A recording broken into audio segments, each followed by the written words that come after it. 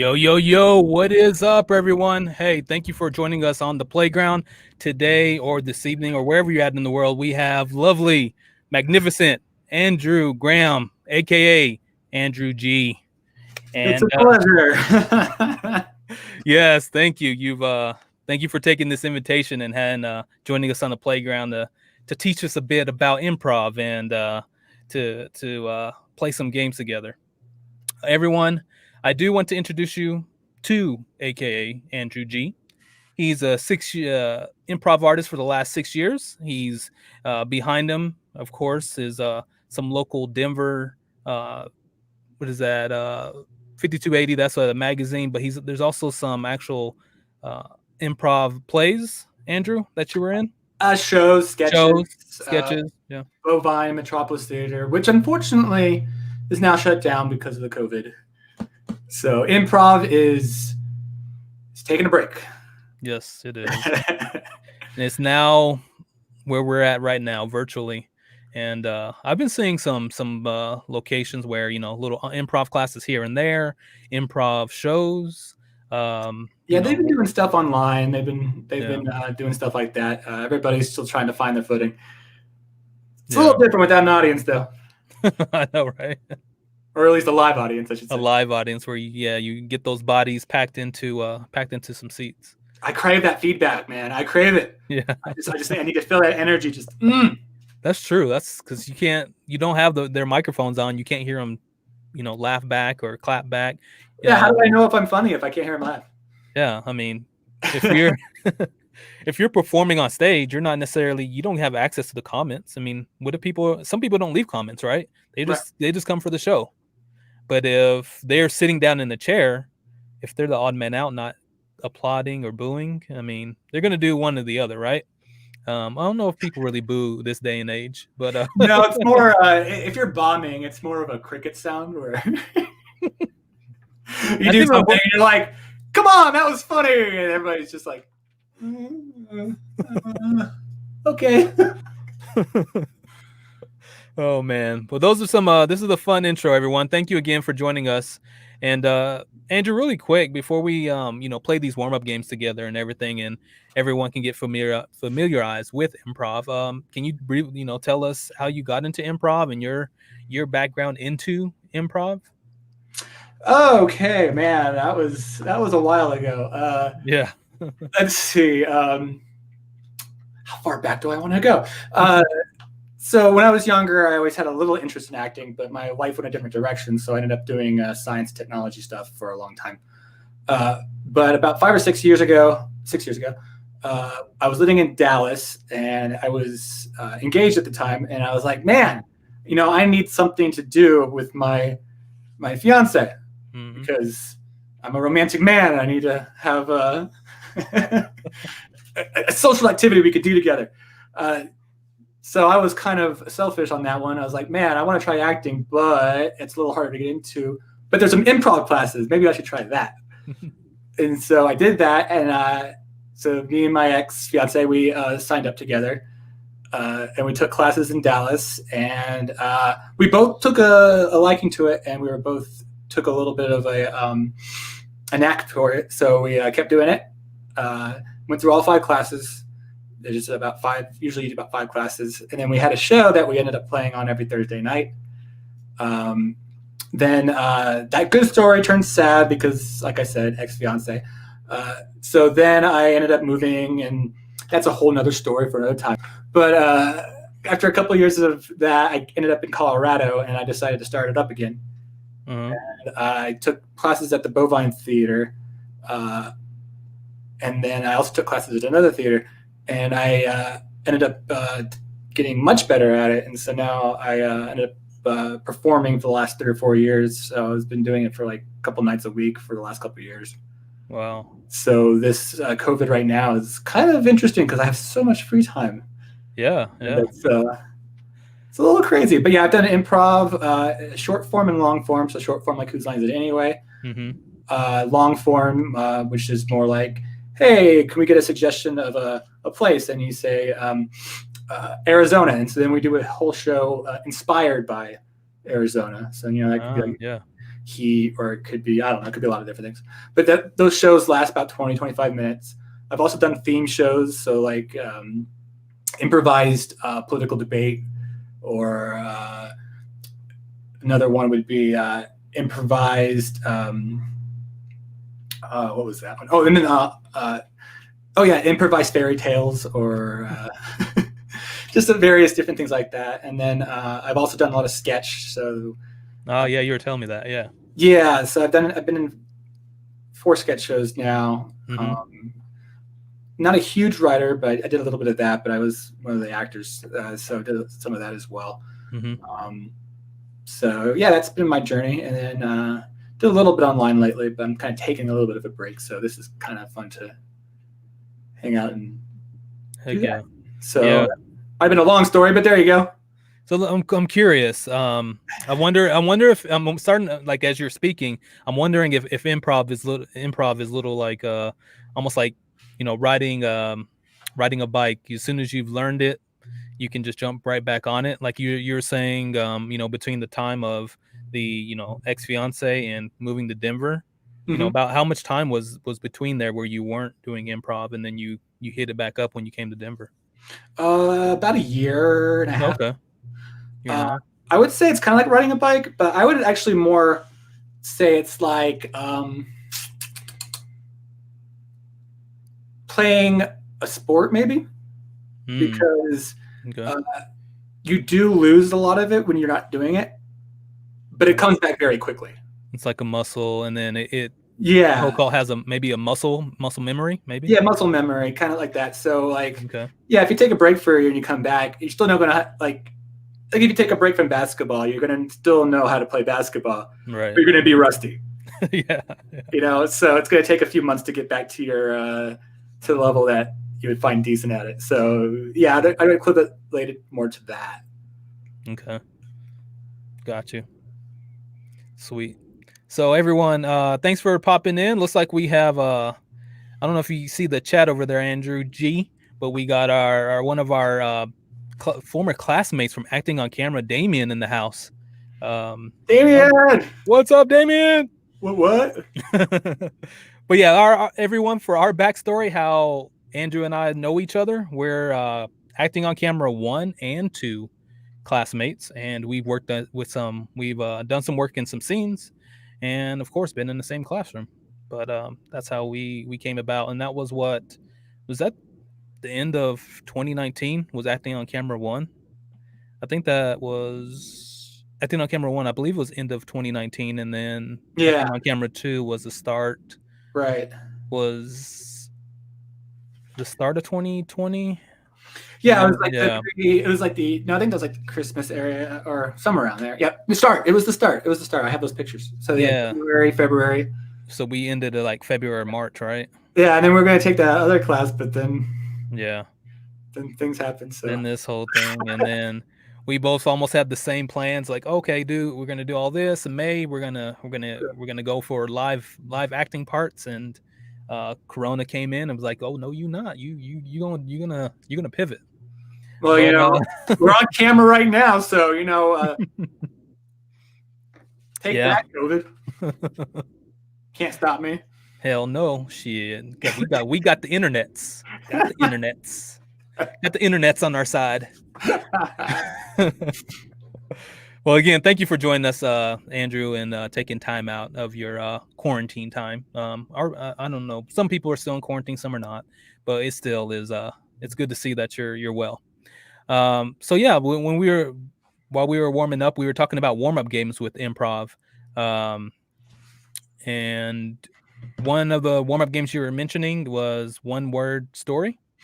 Yeah, just to get a flow, just get your mind open and get your mind flexible. Okay. So we'll tell a story one word at a time. Okay. I'll start it off, and then we'll go back and forth until we decide we can stop when the story makes somewhat sense, I suppose. Okay. It's going to be a little ridiculous. But yeah, let's try it out. All right. And I've taken 2 online improv classes, and I've had a ton of fun, but I'm not a 6-year veteran, but Hey, I'm loving the world and becoming welcoming of improv. So yeah, let's get into this. Okay, so once That man, where he man I went to stairs, so then I fell down over and over and over again fell down. sideways. All right. So we fell down the stairs sideways. Awesome. And that was the story. Yeah. All right. Let's do it again. let's do it. Let's do it again, and maybe Okay. and this time let's try to make it sound more like sentences from a book. More fluid. Okay. Yeah. Like we're reading out of a book. Got you. And don't worry about using stupid words like a or the or it. Those are important too. Okay. All right. So let's try something else. Okay. Yesterday I went over the bridge. I Saw Carolyn inside a bakery. so We went in my kitchen. and Baked. my House. smells. Terrible. Ugh. Man, what was she cooking? No. What were we cooking that made it smell so bad? I know, right? All right, let's continue. I like this. Get a little warm up. All right. Let's switch it up a little bit. Let's Okay. try to make it flow a little better. Let's do 2 words at a time. Okay. Sound good? Yep, sounds good. 2-word story. Yeah. Do you want to start off this time? Yeah, I'll start off.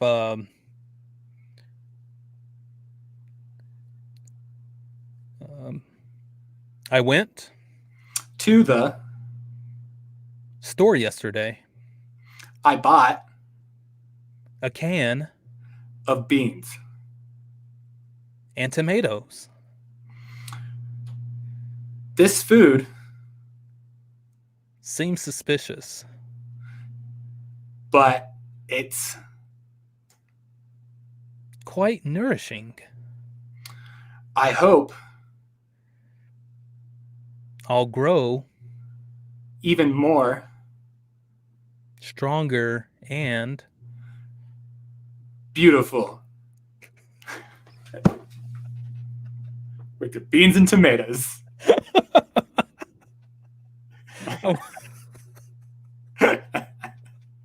I didn't know that was a beauty food, like a beauty regimen. Well, apparently it is. Beans are for beauty. Okay, another 2-word. Let's just shake it up and do a 3-word. 3-word. All right, 3-word story, everyone. 3 words at a time. The dog ate The most delicious snack he ever.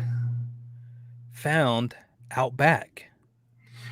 It was big And quite ginormous. so big that He was quite intimidated. he tried to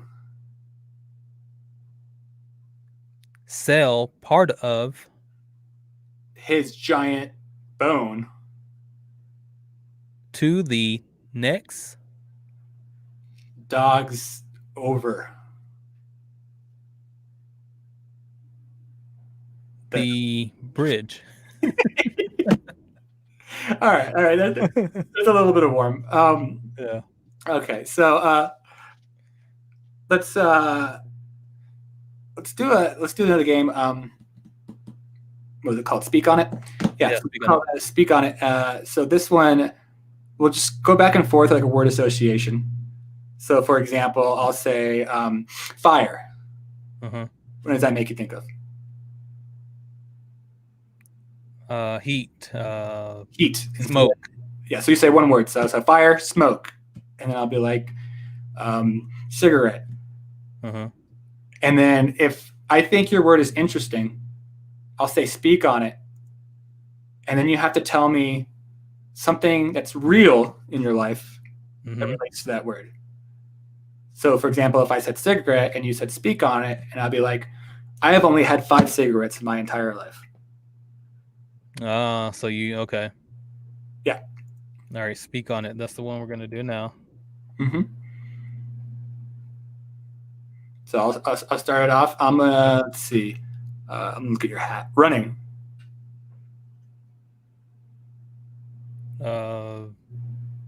Sucks. Vacuum.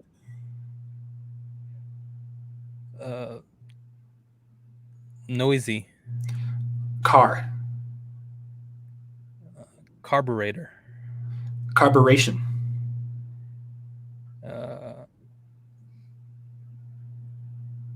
Soda. Pop. Seltzer. Water. Sparkling. All right, speak on that.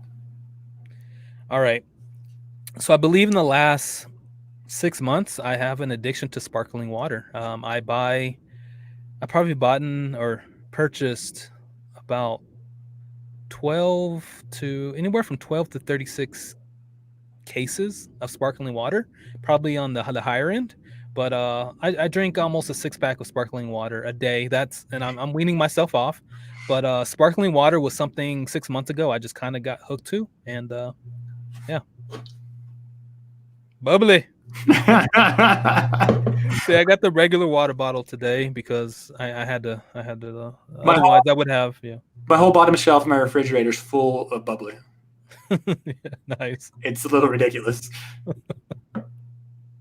Yeah, one time I was catching myself doing a 6-pack a day. I was like, I'm like, maybe I should like drink normal non-carbonated water. Well, there's I read the health benefits or lack thereof or whatever, and they said that the only issue with bubbly water is if you have heartburn. So you're good to go. Okay, because of the carbonation. Yeah, but you're drinking just water, so it's all good. Yeah. Yeah, I noticed I'm more hydrated now. I'm like, wow, was I like dehydrating myself or what? I know your skin's so clear, man. I mean, you just look like amazing on camera. It's that water, man. It's that sparkly water. I'm trying to glow, Shoot, I'd be asking for those tips, but yeah. Sparkly makes you glow. Sparkly makes me think of fireworks. Fireworks. So now we're gonna play off of fireworks. Yeah, we're gonna keep going with the word association, and then you'll probably just catch me when you want to. Okay, fireworks. Big Bang. Theory. Evolution. Controversial. Political. Annoying.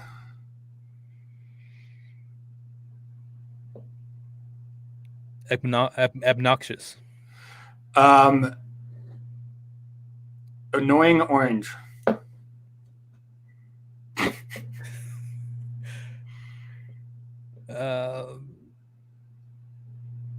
Rancid orange juice. Expiration date.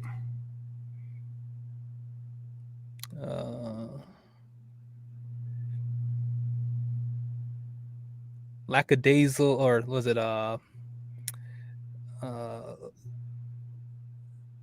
relaxed urgency. Calm stress.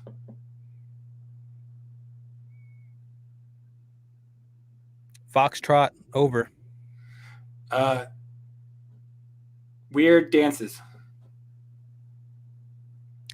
Dirty Dancing, 1990s.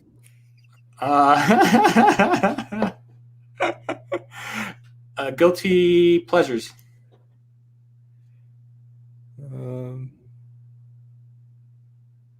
Things you would never admit to your significant other. That I drink way too much bubbly.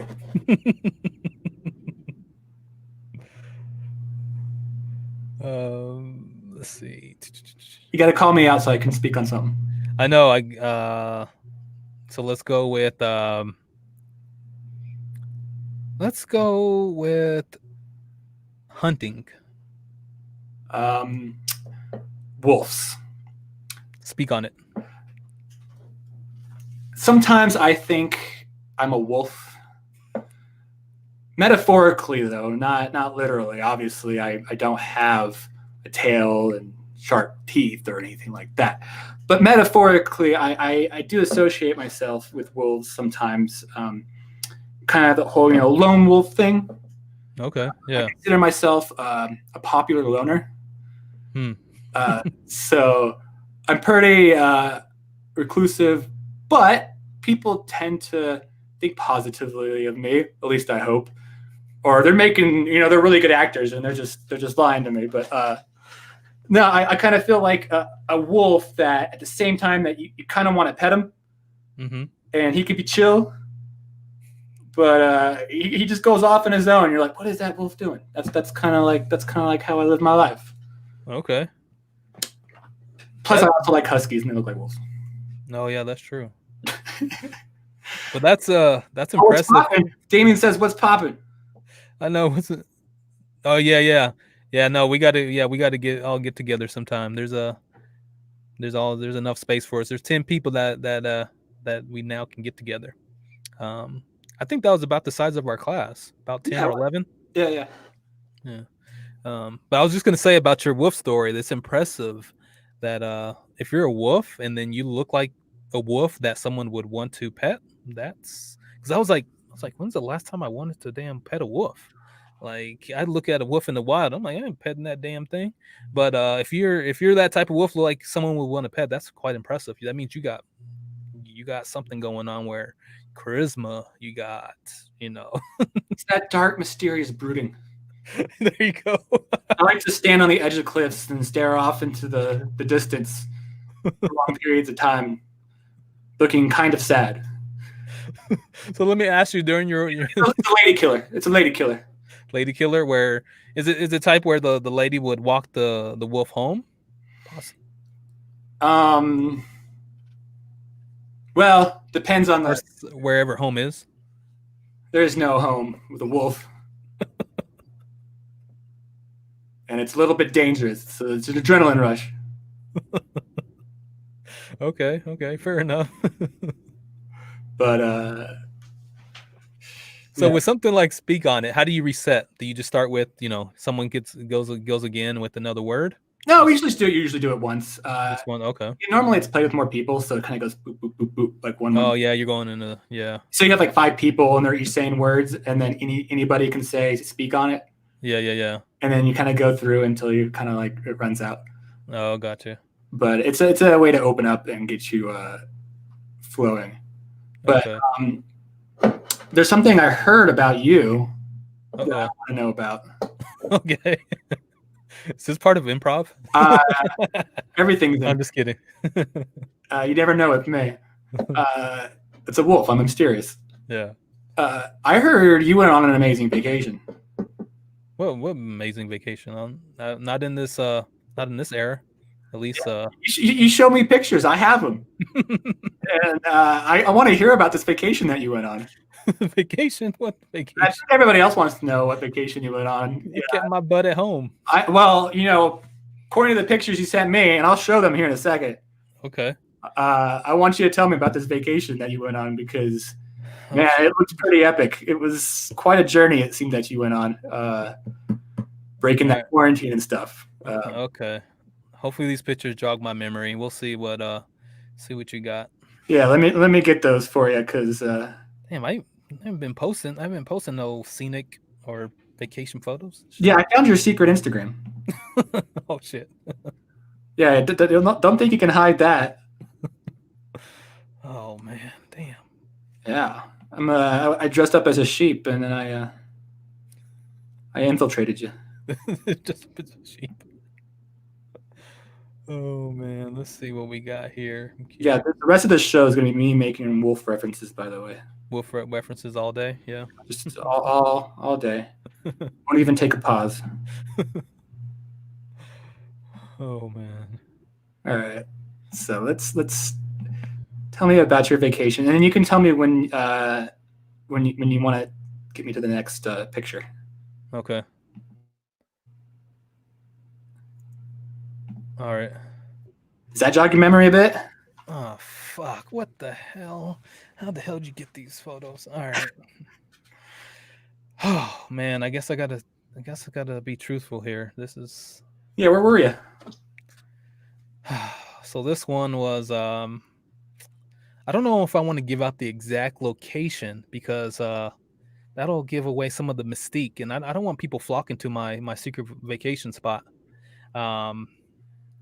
But here I simply tracked down a black bear, a mother black bear, and I happened to find out that there's quite a bit of berries that you can't see in frame of this photo, right? But Right. there were quite a bit of berries around that area. I was like, damn, this is a gold mine.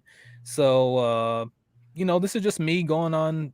You call it a hike, you call it walking with grass and trees and sticks and woods, whatever people call a hike these days.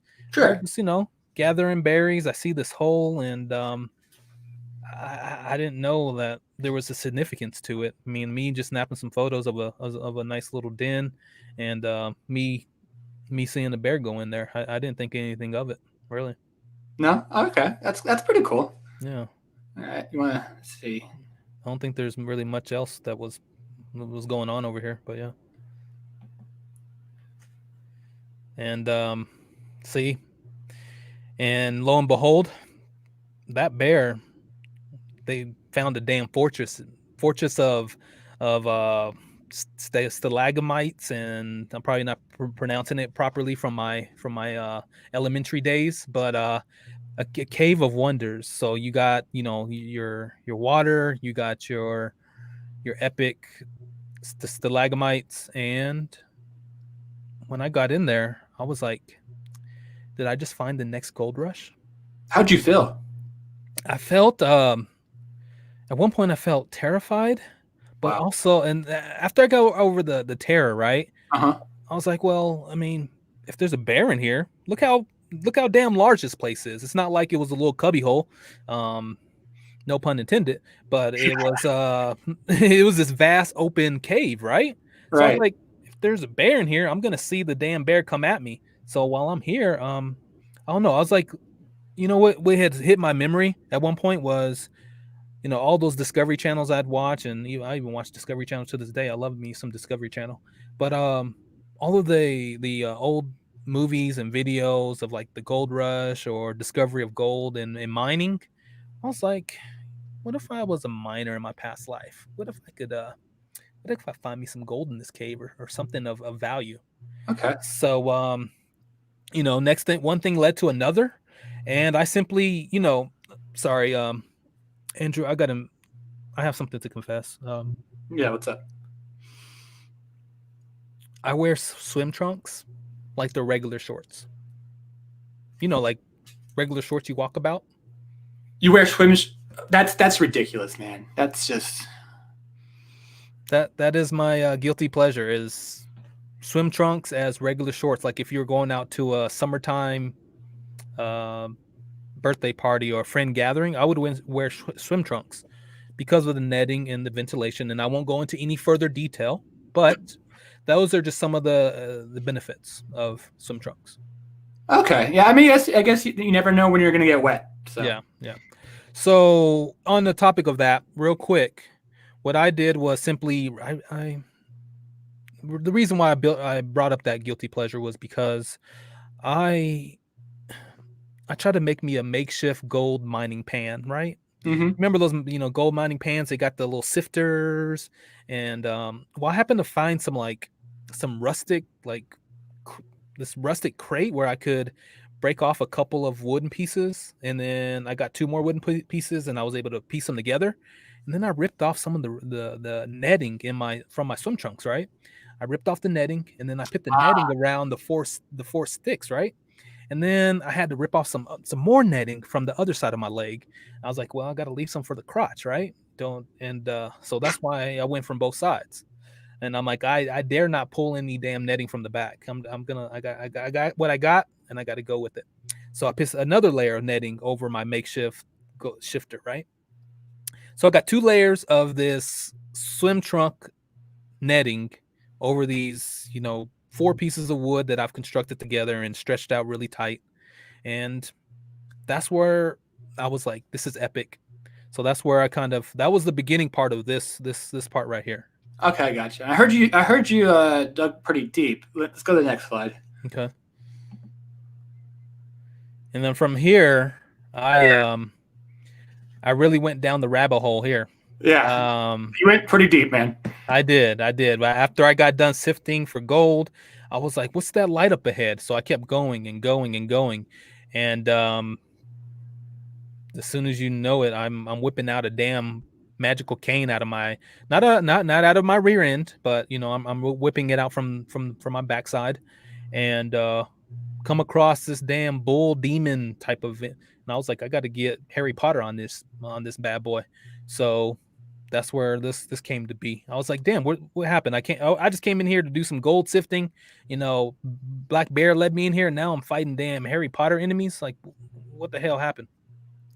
So that's where what happened right here. There are dark things in the deep. Yeah. I wonder what happened to that bear. Yeah, I have no man. Maybe that bear got transformed into that damn demon thing. I don't know. That's just speculation. So after some quite a bit of time, some dodging, some video game moves, I got past that little bull demon, whatever it was, and on the other side was actually magnificence. Use like in life. Get to the other side. It usually is prettier on the other side. Maybe I don't know, but in this case, on my situation, this was the prettier side of the cave, and I think this was the part where I kind of want to say it was more towards the middle or end of the cave, but yeah, this was a sight to see. And as I continue to progress through the cave, I was like, "Fuck, when am I gonna get out of here?" And then I see a damn black hole.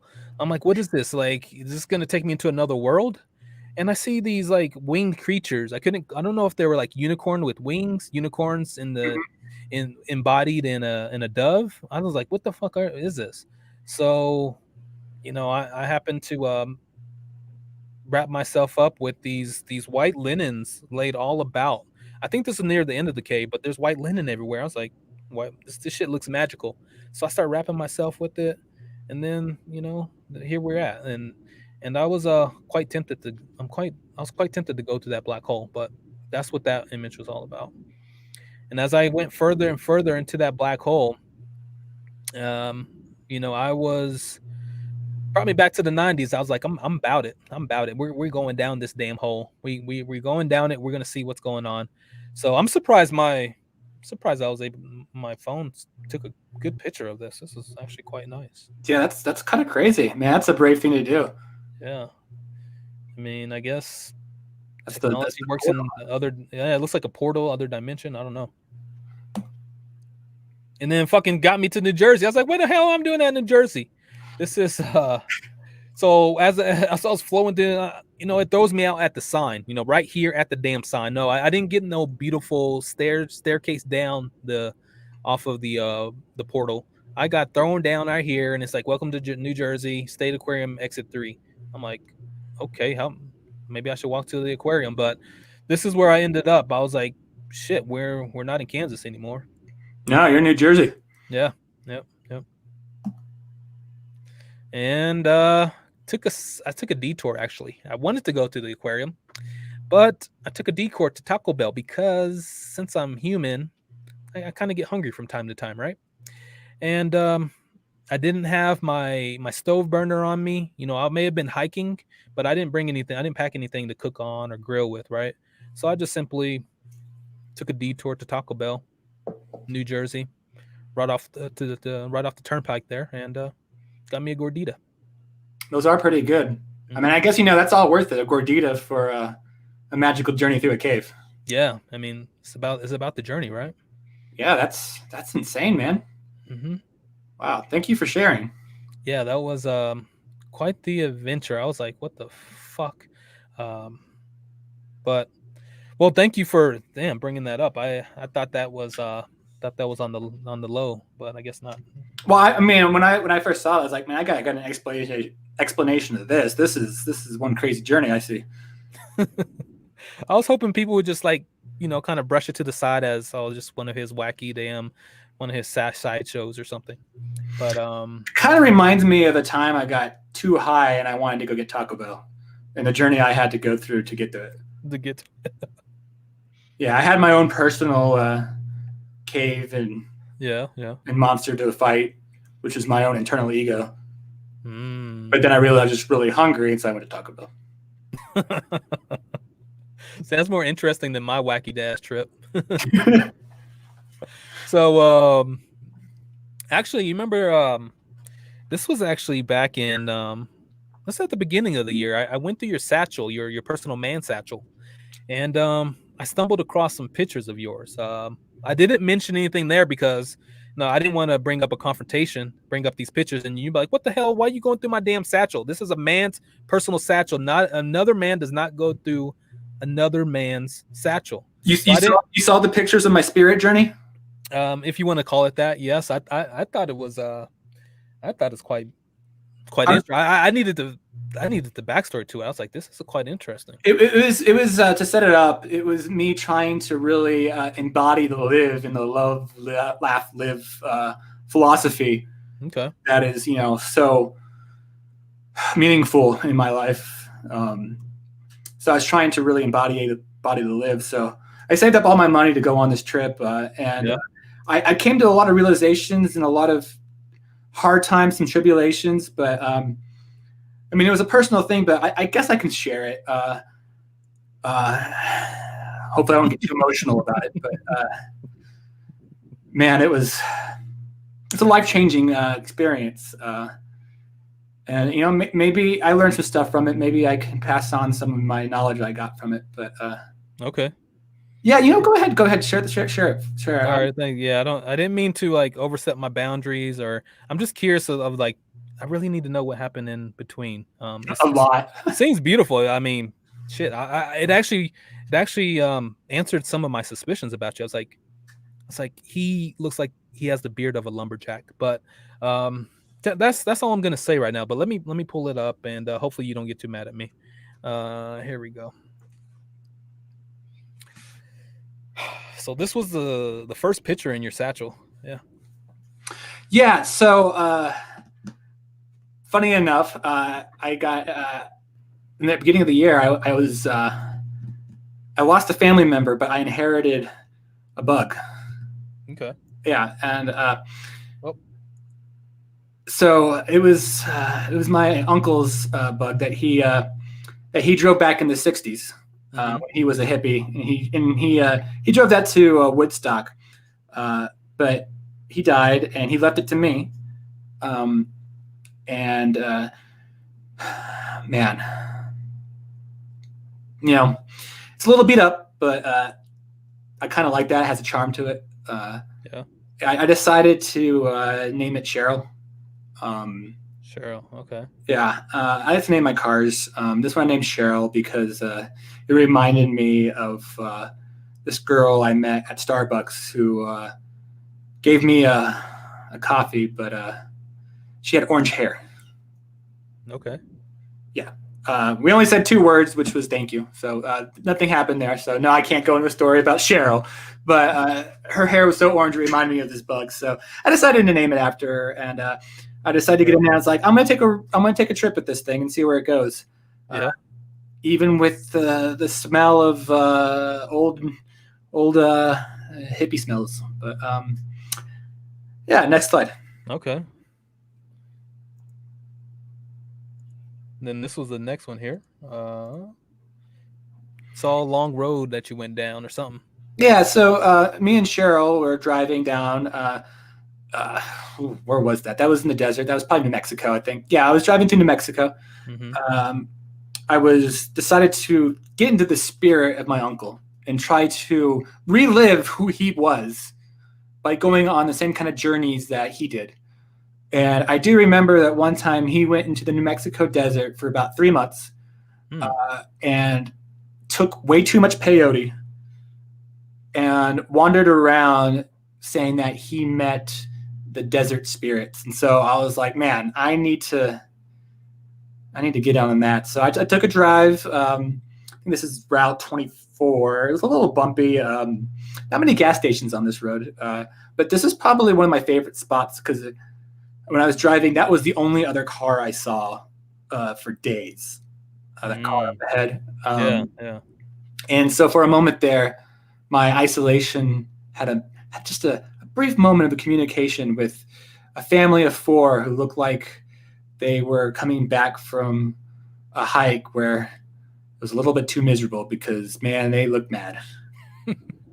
But I just shouldered on and I was like, I'm gonna go deep. I'm gonna go deep. Okay. Looks like you went deep. All right. I went really deep. I decided that I would keep going, and I was so dedicated on this that I actually ran out of gas. Oh, okay. Yeah, I ran out of gas. Uh-huh. Luckily, it was on near one of the smaller forests in the area. It was kind of an oasis in the desert.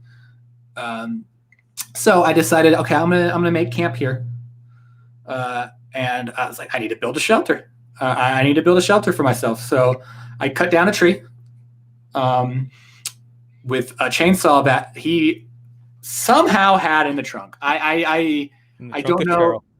Yeah, trunk of Cheryl had a chainsaw. I don't know why he had a chainsaw in there.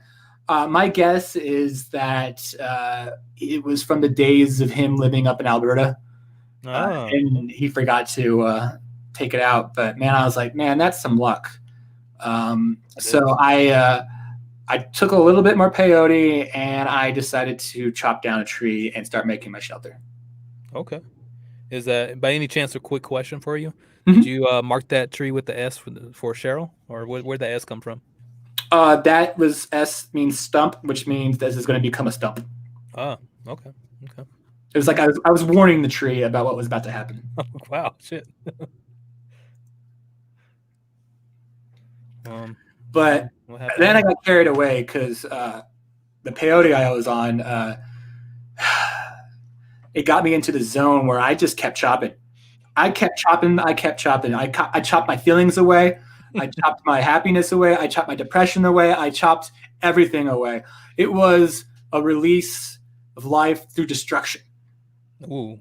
And I just kept going and going and going. And then I got angry and I found some construction stuff in the area and I just started throwing it around and I was like, you know what? I'm gonna make a big fire. I need warmth. Maybe I can see something in the fire and something will come to me. So I just started throwing stuff on the pile and I didn't even care. I threw the wheelbarrow on the pile. Damn. So I was in a rage of chaos. So you went from the chainsaw in the back of Cheryl to aiming out to building shelter and then just going on this like berserker mode. Yes, granted, I was on a lot of peyote. That's what you said, yeah. Yeah, so this actually kind of more looked like I was chopping down angry spirits in my head. Oh shit! But it turns out it was a bunch of wood. That's a lot of wood you chopped down. Yeah, I like I said, it was a long 3 days. All right, damn. Oh shit! You care to explain this one? This was in the satchel. I'm like, where the hell is this? So this is a little embarrassing. Okay. Turns out I was never in New Mexico. What the hell? I never inherited a car. Never took a trip. I was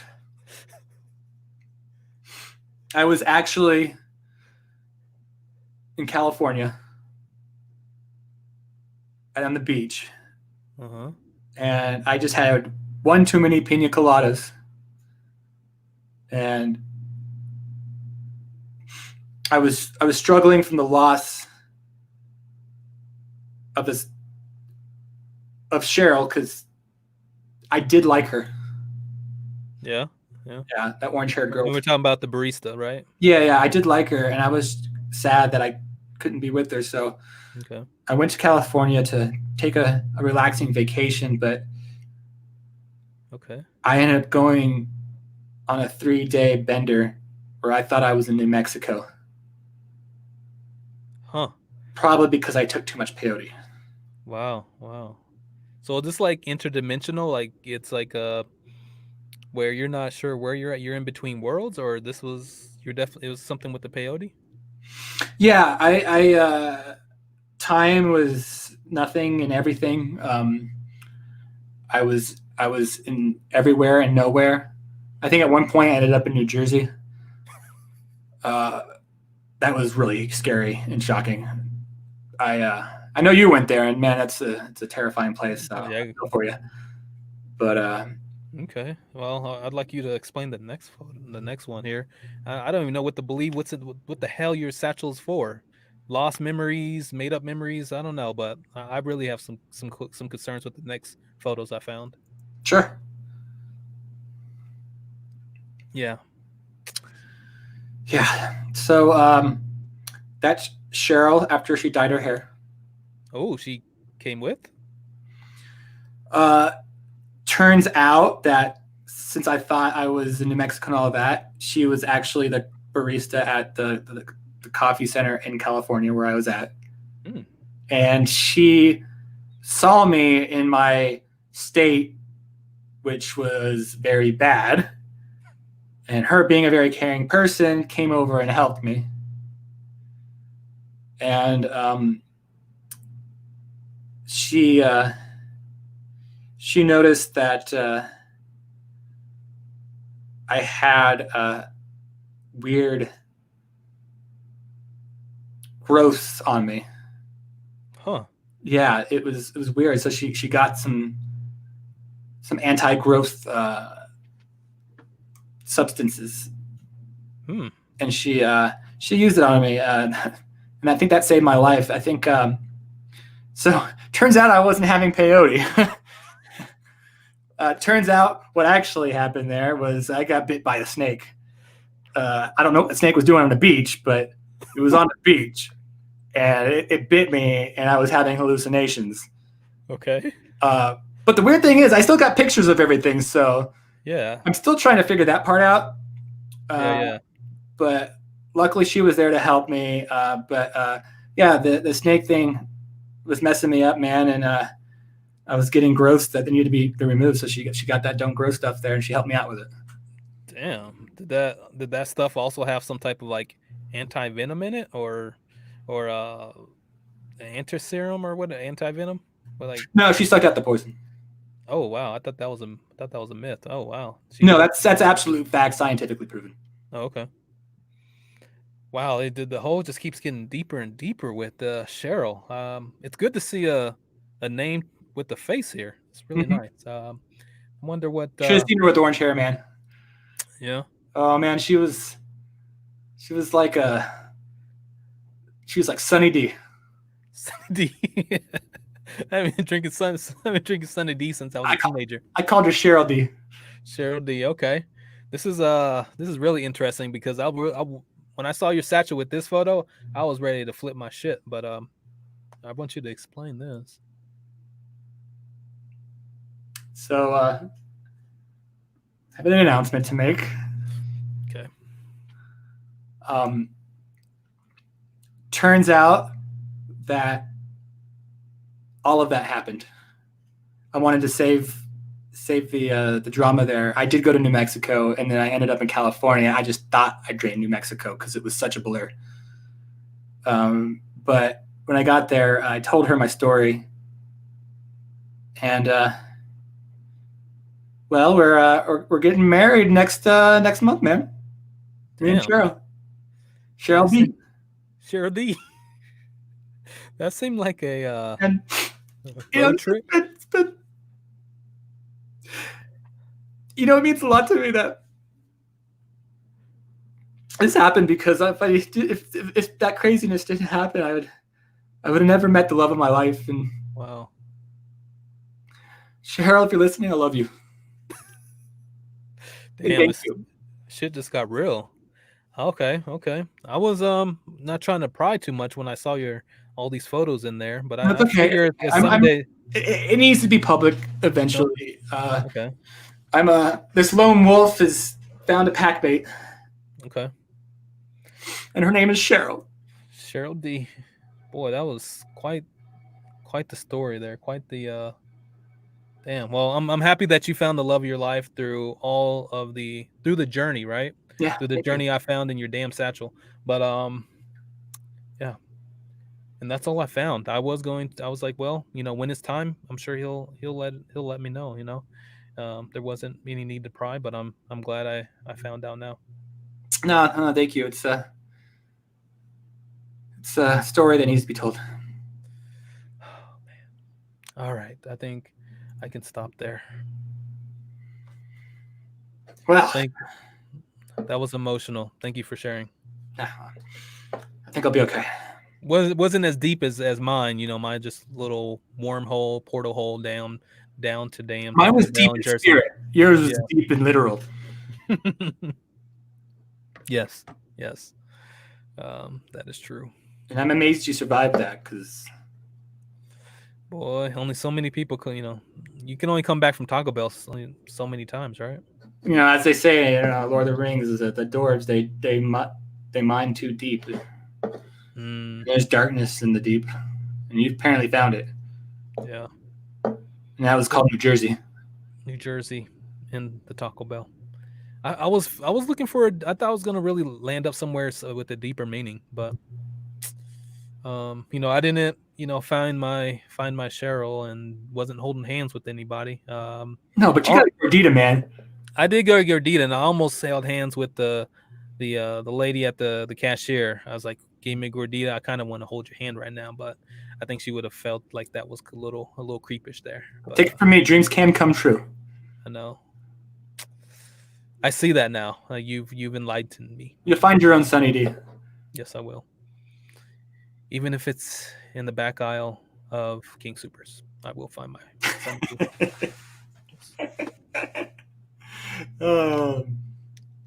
Oh man, that was a fun one. That was a journey. Yeah, I was gonna go really wild, but I liked your little journey. Yeah. Oh. Question is, did it happen or did it not? Apparently, I was drugged up the whole time.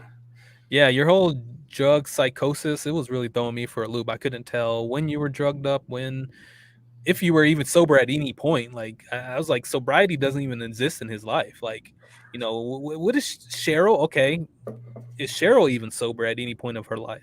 Like, if she's any reflection of you or the love of your life, I don't know. I would just, yeah. Well, at that point in my life, being sober is like being high. Ooh, damn, that's deep. All right. Yeah. Me, addicted to bubbly water. Bubbly. I'm trying to streamline it to tea and water. I'm sure I'll have a bubbly tomorrow. It's good stuff. All right, so the next game, everyone. And do you want to lead us with this, or at least kind of give us insight into Pun 101? I know we played this briefly, but just for everyone else's knowledge, what Pun 101 really is. Well, this is a challenging one, so yeah. This one's hard to do, but it's a good exercise. it's essentially it's making up a joke. Uh-huh. And how it works is that there's a joke template, and the template goes 101 blank walk into a bar. Okay. The bartender says blank, and then you make a punchline after that. For that. So what happens is you get a suggestion of anything, and then you try to make a joke from it. And the point is, these are going to be bad jokes. And it's okay to have bad jokes. That's the whole point. We all love bad jokes. Yes, we do. Yes, it's those bad jokes like, why didn't the skeleton cross the road? He didn't have the guts to. That bad. That bad.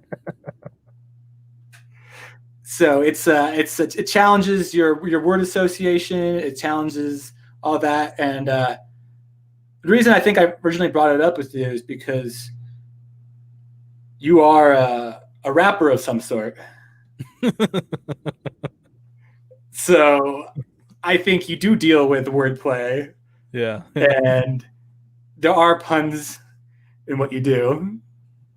So it's a similar skill. It's the same kind of thing. So just think of it as a bad rap line. Okay.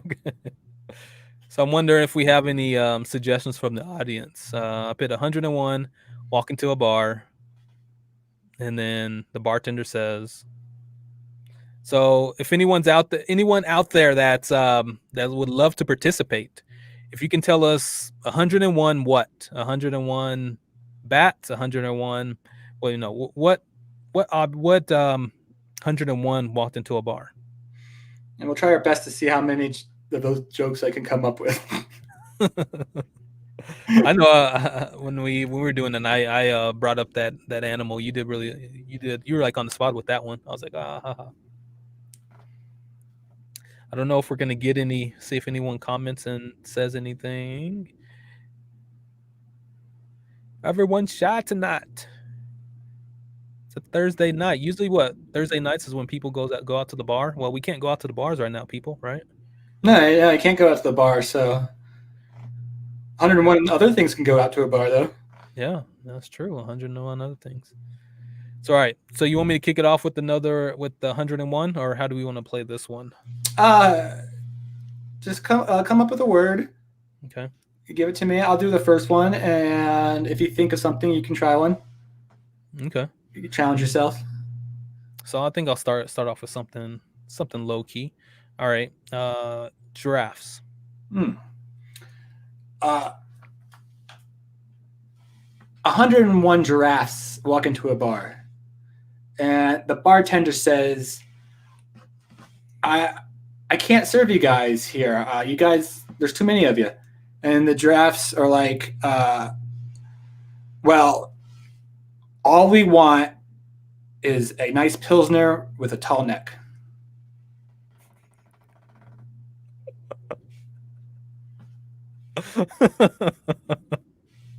Oh shit! All right, let me think of, or I guess you go with the word, and then I'll make a joke off that word. Or I got another one for you. Okay. 101 giraffes walk into a bar. Yeah. The bartender says, I'm afraid I can't serve you here. And the giraffes are all like, African.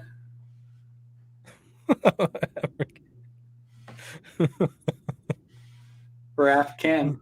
Okay, so I'll give you a word. How about dog? Okay. 101 dogs walk into a bar, and the bartender says, wipe your feet at the door. And the dogs are like, why? We just roll up in here. And keep going, you got it. And the bartender's like, wait, how'd y'all get in here in the first place? We don't have any doggy doors.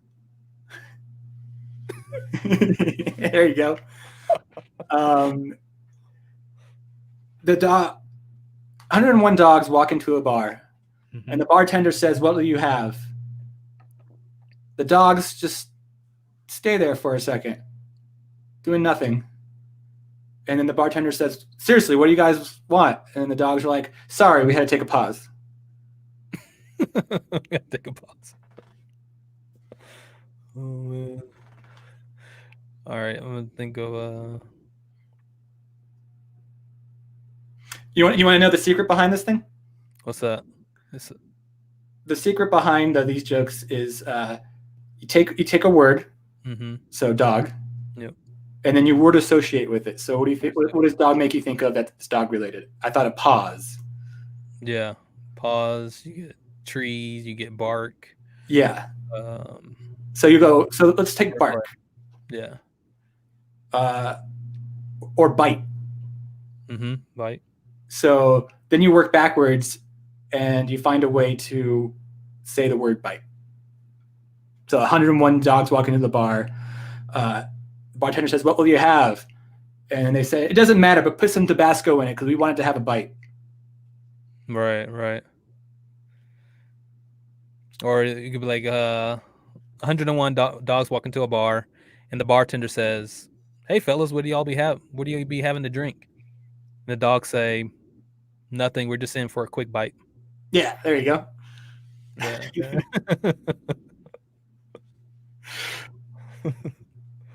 Or like 101 dogs walk into a bar. The bartender says, "You guys don't look so good." And the dogs are like, "Yeah, our day's been really rough." Oh shit. And this helps with like word association, word to play. Yeah. All right, I'm gonna pick a word and let's do another word and I'll pull some up here. Okay. How about we do shoe? Shoe. All right. Shoe. 101 shoes walk into a bar, and the bartender says, "When y'all walk through the door, why do you make so much sound? Why do you make so much noise? Can't you?" I want to start that one over. I say 101 shoes walk into a bar, and the bartender says, "Hey guys, did y'all happen to see the floor mat right there?" And the shoes say, "We're just treating you like our lovely dear friends. We would never walk on you like a rug mat." Oh, some shit. You're getting it though. You're getting it. Yeah. Think of how you'd play it in a rap. How would you play words with the shoes in a rap? Like shoes, it'd be like we like soles of a shoe, or let's say shoes had a left and right foot, but two left shoes, couldn't dance, something like that. Exactly. Yeah. Any of those will work. And with shoes, it's like you may with shoes you may in rap or whatever, any wordplay, you may actually transition that into like a another phrase, like kicking the tires or something. He's like, well, I need, or like shoes is like, you can walk as many miles as you want, but you'll never walk a mile in my shoes. And like unless you jump me or something, unless you take them, or unless you unless you fight me for it. You'll have to fight me for the shoes that you'll never walk in, something like that, and then just keep elaborating on it. But yeah. Or like you're I don't like you because you remind me of the pair of shoes I threw away. You got no soul. Yeah. You're walking in my hand-me-down show. You're walking in my hand-me-down shoes. You never had a soul. Yeah. A hand-me-down soul. Yeah.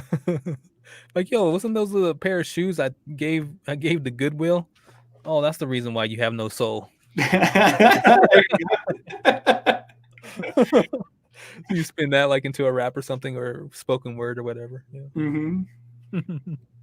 Yeah. So so basically, so these things is you take a you take a word and then you just milk it dry from all the different types of words that associate that have double meanings. Yeah. So you have the shoe, like, yeah, I would probably do something about soles. I would probably do something about laces.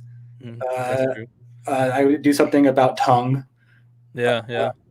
Then of course there's I could do slogans like "just do it" or like Nike, and find a way to change that word around. Stuff like that. Yeah. Be like, I saw your girl and I saw your girl in all them laces. She's my she's she's my maid. She even ties my shoes or something.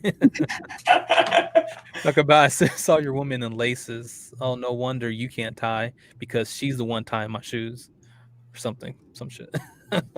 Yeah.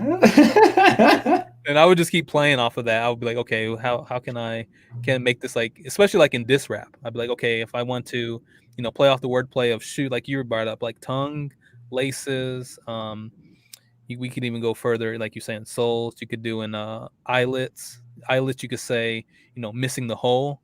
No wonder your girl's complaining because you always missing the hole or something. You can't tie, Yeah.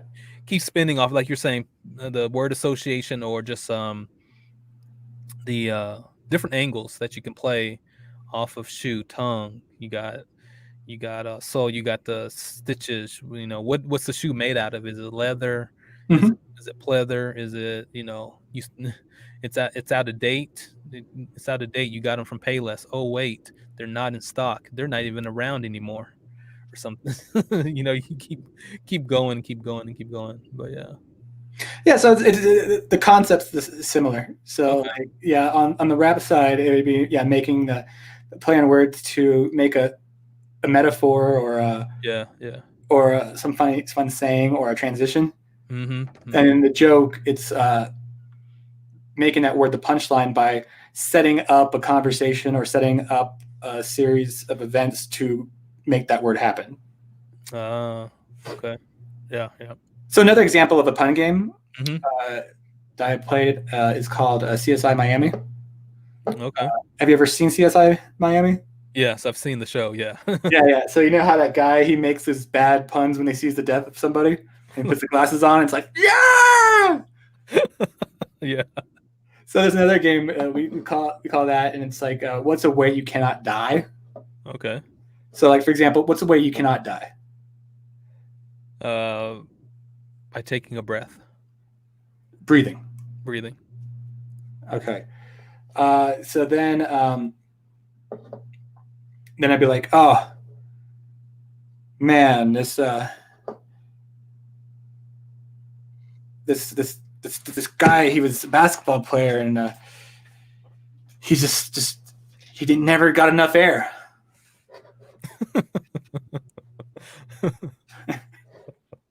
It's a shame. Oh man.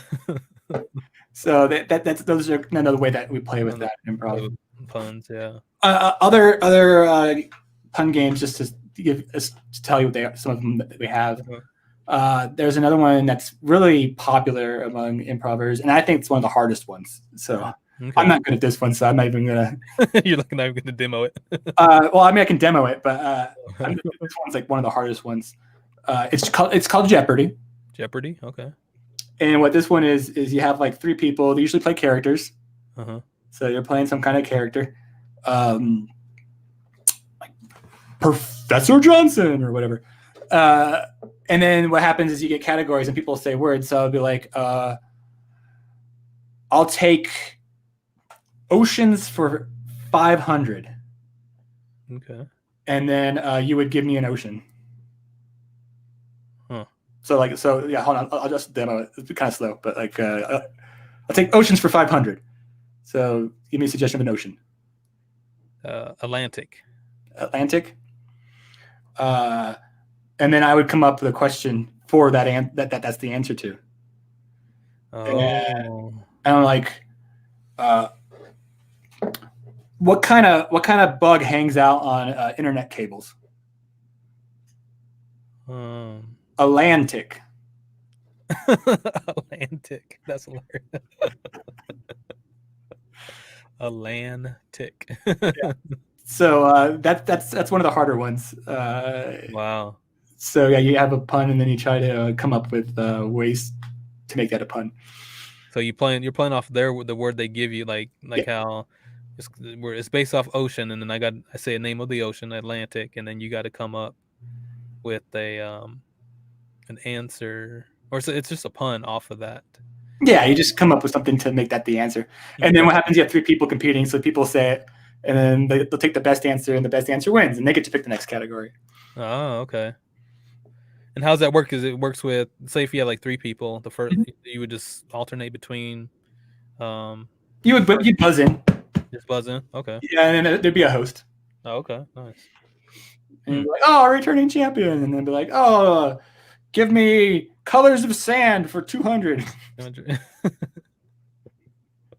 then everyone votes on the best answer. The host picks it usually. Just the host. Okay. Just like, okay, yeah, you'll get your 500, whatever. But another interesting concept with all these pun games, Yeah, is and improv in general. So just like later on, I guess advanced improv. Yeah. Is once you know how to play the game, you play it well, you can break the game. So what do you mean by break it? So let's say we're doing 101, right? Mm-hmm. And we're going back and forth, and we're doing dog, and we just keep going back and forth. We keep having puns. Yeah. But then I tell a rambling story about a dog at the last one. That makes no sense. Okay. But in that context, it's funny. Yeah. So the whole thing about those kinds of games is once you learn how to do them and know how to do them, you know how to break them. In that situation, like in that scenario, let's say you do a dog story at the end, then it's however I respond to that. Like if I just keep embellishing. No, then you're on to another suggestion because I ended it. But yeah, I'm just like, what the fuck? Okay. Or what's also funny is if like you're doing those things and you go for it and you don't have anything and you just keep going. Because the thing about improv in these kinds of games is fail hard. Fail confidently. Yeah. So if you're telling a joke and you're like, oh, 101 submarines walk into a bar and you don't have anything, you just keep going like you do. You just 101 submarines walk into a bar. The bartender says, what the hell are submarines doing in a bar? Those are way too big for a bar. And the submarines keep coming in because they're secret submarines and they're from the Russian military. And they keep going and they use the periscopes to look around the room. And the bartender's like, you guys really need to get out of here before you go nuclear. Okay. So that was bad, obviously. But the thing is like, when doing these things, fail confidently. Okay, I got you. Yeah, because if you're like stuttering all over the place, your story just gets choppy, and people are like, okay, what's going on here? Mm-hmm. There's no fluid or flow to the game itself, and that's what you want to have a flow between you and whoever you're playing off of. Yeah. And then if you keep doing that, you get better. Gotcha. It's like if you're rapping, you got to rap confidently. Yeah, you do. If you rap hesitantly, it doesn't sound good. No. It's like, what the fuck was that? Like he's like trying to say this. He's like a nursery rhyme, but he's nervous of what he's saying. 1 fish, 2 fish, red fish, 2 fish. Exactly. Yeah. Socks on box. Socks on box and box. Socks on box. So what's as far as like improv in general, I don't even know if it's really general. One of the things I kind of learned was, and I see if I want to see your input or have your input on this is, what I've learned is, like you're saying, more like courage, fail confidently. I think that's part of courage.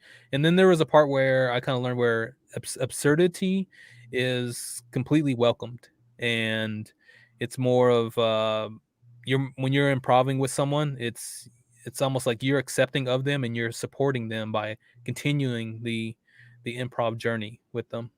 Um, is there a point where you're ever like, no, I have nothing, or you keep going and building upon what they're talking about or what they're improving off of? Well, I mean, sure. There's always moments where I'm like, okay, there's nothing there, or Okay. I feel like there's nothing there.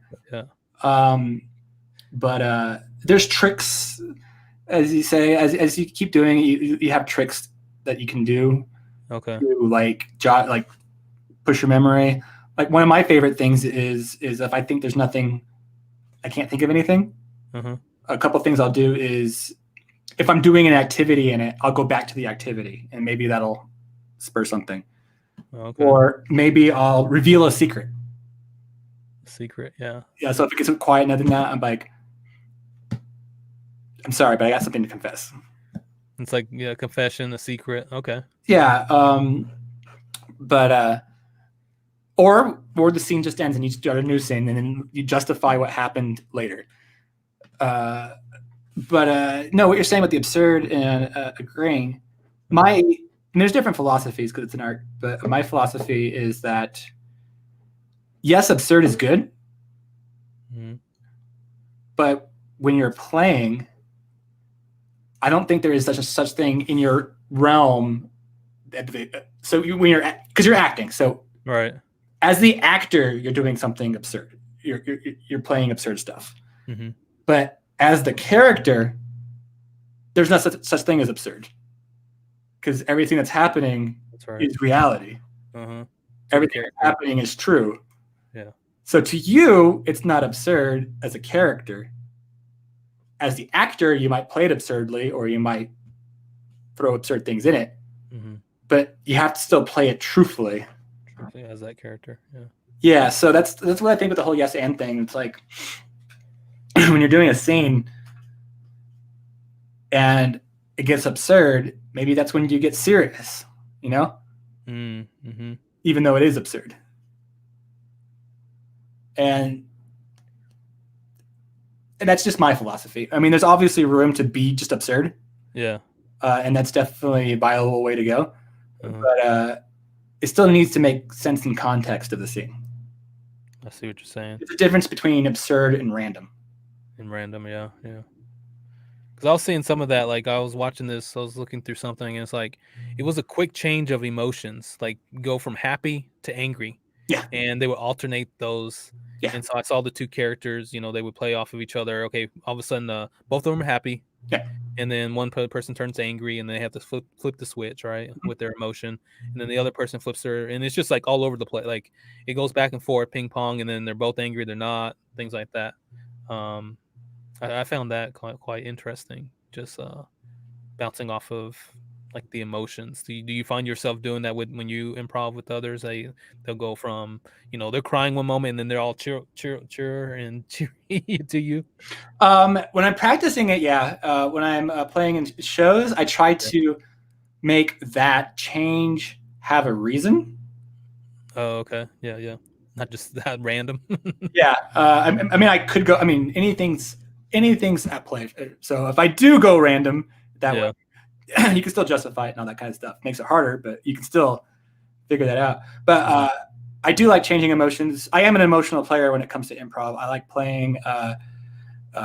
My philosophy on it is playing emotionally and grounded and serious with absurd shit. Okay. So yeah, I do like heavy emotions, and I do like flipping emotions, but I like trying to find a way to earn it. Okay. About dry humor, I kind of get the feeling you would have some dry humor in your. Oh, I do. Yeah. Overreactions. Over emotional. Uh-huh. Yeah, I mean, I think when it comes down to it, is all these classes and tricks and stuff are all just tools that you have in a tool belt. Uh-huh. And you learn all of these different types of tricks and stuff. Like think yourself as an animal and use that as an inspiration, or Mhm. have an emotion in the back of your head, or have a secret that you have that inspires your character, or and then of course the rules of improv, Mhm. which aren't really rules. I think they're guidelines, and then once you learn them, you can fuck off with them. But Yeah. Kind of like rap. Yeah.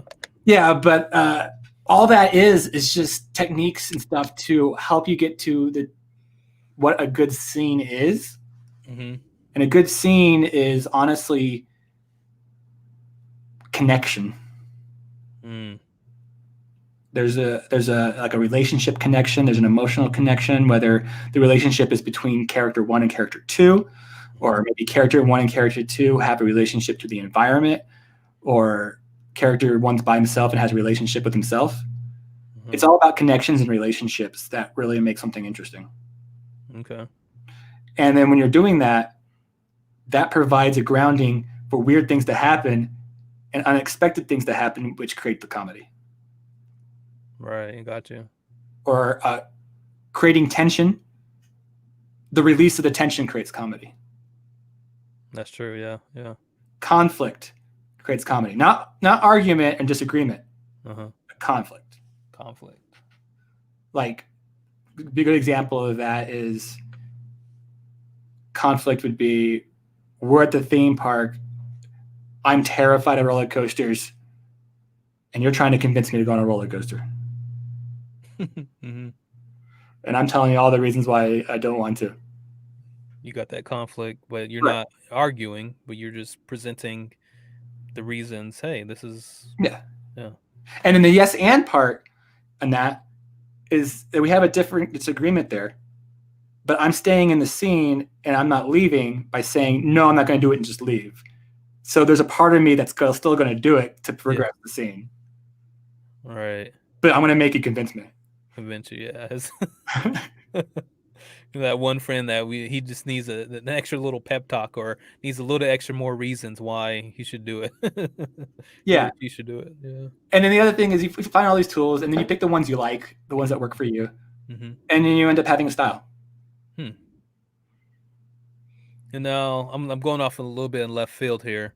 With the improv skills, have you been in debate at all? Any debate teams, or have you seen that these skills help in debating? Debate, no, because you don't want to be debating in a scene. You don't want to be. Okay.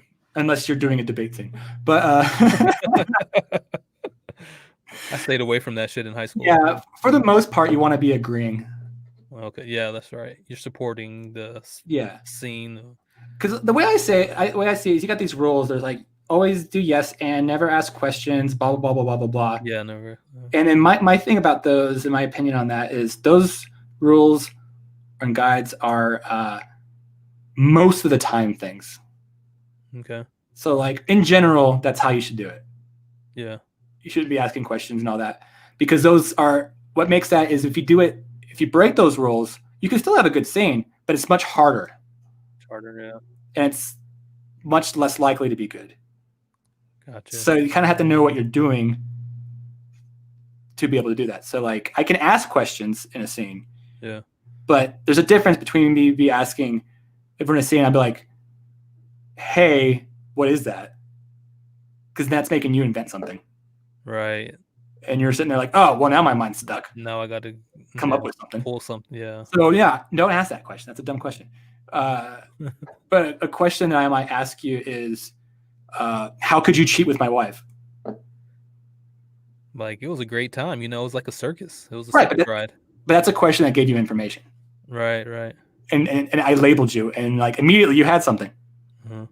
So you have to ask the right questions. But in the spur of the moment, it's hard to come up with the right questions like that, because you have to, like, that was a calculated question. Right.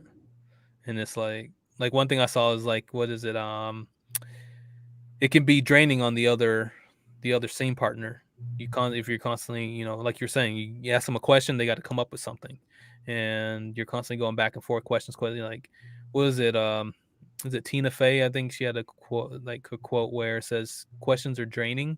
Mm-hmm. And then something. I forgot the rest of the quote. But you're putting work that you should be doing on somebody else. Yeah. Mm-hmm. And it slows things down. those things down from at that point. Yeah. And like I said, in general, that's a good rule. Now, if you've been playing for a while and you have somebody you play with all the time and you guys ask questions to each other because you like to fuck with each other, I mean, that could work. But I mean, as a general sense, yeah, you avoid that. And I think statements off of each other, statements back to back off each other, I've seen that work really well, and that's fun because you're just like, if someone comes that says something that's like, I don't like that, and then you could just like, you don't say why don't you like that, you be like, well, this is why it is this way. You be like bitch, my shoes always been purple. I don't give a fuck I don't care that you don't like my shoes. And then and that can cause conflict between the two people where, okay, now you're hearing them not necessarily, they're saying why you don't like my shoes, but there's statements coming from both ends like, hey, get the fuck off of me. Like, I'm not going to ask you why you don't like this or that. I'm telling you this is the way it is. And then the other person's gonna be like, well, this is the way it is from my point of view. Mm-hmm. No, I agree with that. Yeah. Yeah. And then the other thing I'd say is that you can argue in the scenes, but I think people tend to do that because it's easy. It's easy to argue. And I'm guilty of that too. It happens to me. It happens to everybody. But it's challenge yourself to not argue. Not argue. And you'll have better scenes. Gotcha. Okay. You can disagree, but don't argue. You can disagree, but don't argue. Yeah. Yeah. I mean, there's a time and place for it, but yeah, try to avoid it. It's like if you're going to comedy and you decide all you're going to do is just cuss the whole time. Oh shit! I wouldn't do good. I mean, like, it loses. It's like, okay, it was funny the first time, but now it's just. But after this, yeah. Oh my god, he's talking about sex again. Okay. Gets old pretty quick. Yeah, it gets old pretty quick. Pretty quick, yeah. Oh man, I would have to bring up new content all the time. I'm like, damn, I already said that. This is nice. Oh, it's man. Repetition, man. It's just repetition. Repetition, yeah, that's true. Oh man. Well, I was wanting to know if you want to take a quick little break and then we come back to some more games or some more improv information from you, Sure. Andrew. Cool. So everyone that's watching, we're gonna take a quick 5-minute break. Everyone go use the restroom, go fluffing up your hair, go put your makeup on, do whatever. And then we'll be right back with Andrew after this little 5-minute break. We'll pick his brain some more, play some more games, and just kind of finish off the evening. But again, Andrew, thank you, and we'll be back in 5. I'm gonna get some bubbly. Yes, sir. I'm sure that can's about empty. Mm-hmm. All right, everyone, we'll be back.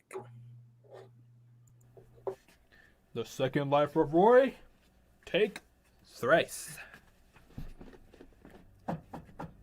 Come in.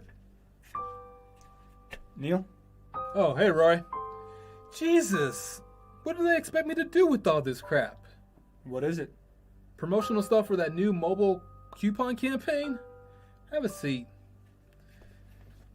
How do they expect me to get anyone to wear this butt ugly ass shit? You're late again. Yeah, I'm sorry. It's the 6th time in 2 weeks. I know. It's just that the babies have me up like every 2 hours. You're a senior employee, for Christ's sake. Part of the management team, and look at you. You can't even iron a damn shirt. You wanna fire me, Neil? Go right ahead. Hell no. I'd have to hire 5 guys to do what you do. I just need you to get your shit together. Is that it? Corporate's visiting us tomorrow. They say it's about this new promotion. I think it's about something else. What do you mean? Budget cuts, Roy. Budget cuts. Rumor is, corporate wants to close 5 more underperforming stores. And it's no secret, we're losing money. No more than any other store. Doesn't matter. We still need to make a good impression. Here, put this on. Grab a can of shaving cream and a disposable razor, and let's make sure we're not one of the 5.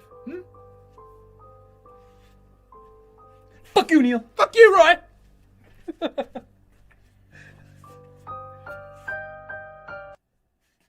The Second Life of Roy, take thrice.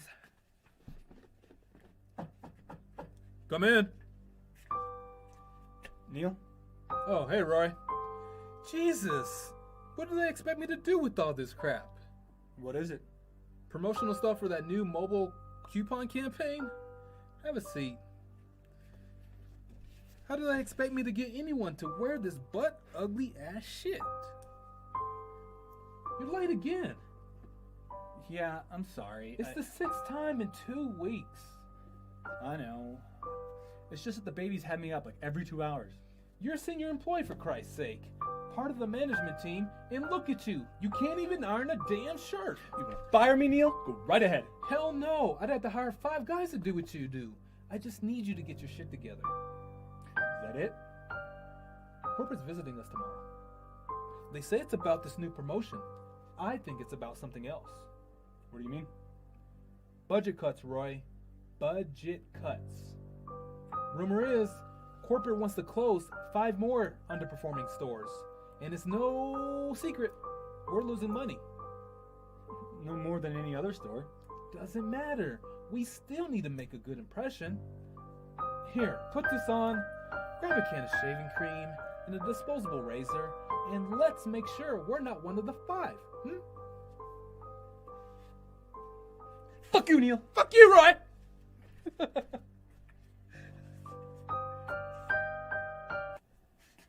The second life of Roy, take thrice. Come in. Neil? Oh, hey, Roy. Jesus, what do they expect me to do with all this crap? What is it? Promotional stuff for that new mobile coupon campaign? Have a seat. How do they expect me to get anyone to wear this butt ugly ass shit? You're late again. Yeah, I'm sorry. It's the sixth time in 2 weeks. I know. It's just that the babies have me up like every 2 hours. You're a senior employee, for Christ's sake. Part of the management team, and look at you. You can't even iron a damn shirt. You wanna fire me, Neil? Go right ahead. Hell no. I'd have to hire 5 guys to do what you do. I just need you to get your shit together. Is that it? Corporate's visiting us tomorrow. They say it's about this new promotion. I think it's about something else. What do you mean? Budget cuts, Roy. Budget cuts. Rumor is, corporate wants to close 5 more underperforming stores. And it's no secret, we're losing money. No more than any other store. Doesn't matter. We still need to make a good impression. Here, put this on, grab a can of shaving cream and a disposable razor, and let's make sure we're not one of the 5. Fuck you, Neil. Fuck you, Roy!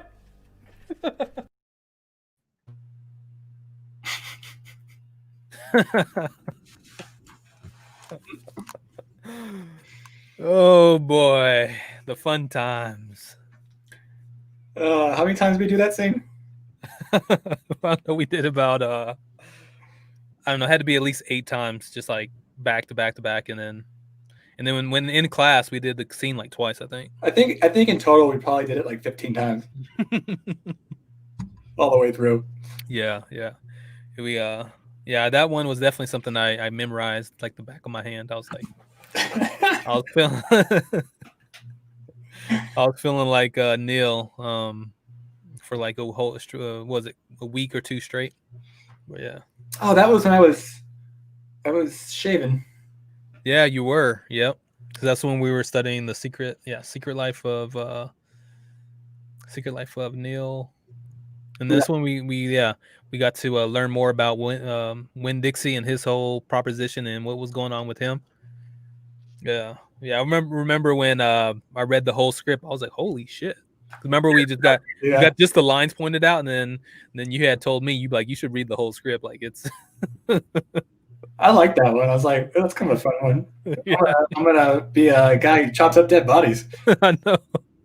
And now I gotta the whole decision here. I got rid of my glorious giant beard a couple weeks ago. Oh, I saw that on Instagram. You it looked like you were growing a miniature bear on your face. But yeah, it was ridiculous. I actually posted it to Reddit. Did you? What'd they say? It was very popular. Yeah. Yeah, it was very popular. Did you get some gold? I did. Somebody actually spent money telling me my beard was good. Wow, damn, that's hot. Damn. What kind of world is that? Like my beard got people to pay money for it. You could have done a live stream of just your beard and been like I have, you could be like, I have a astronomical beard. Ask me anything. You could have done an AMA just off your beard, and then just sat back and seen the comments come in. I thought about starting an OnlyFans account where I just brush my beard during the live stream.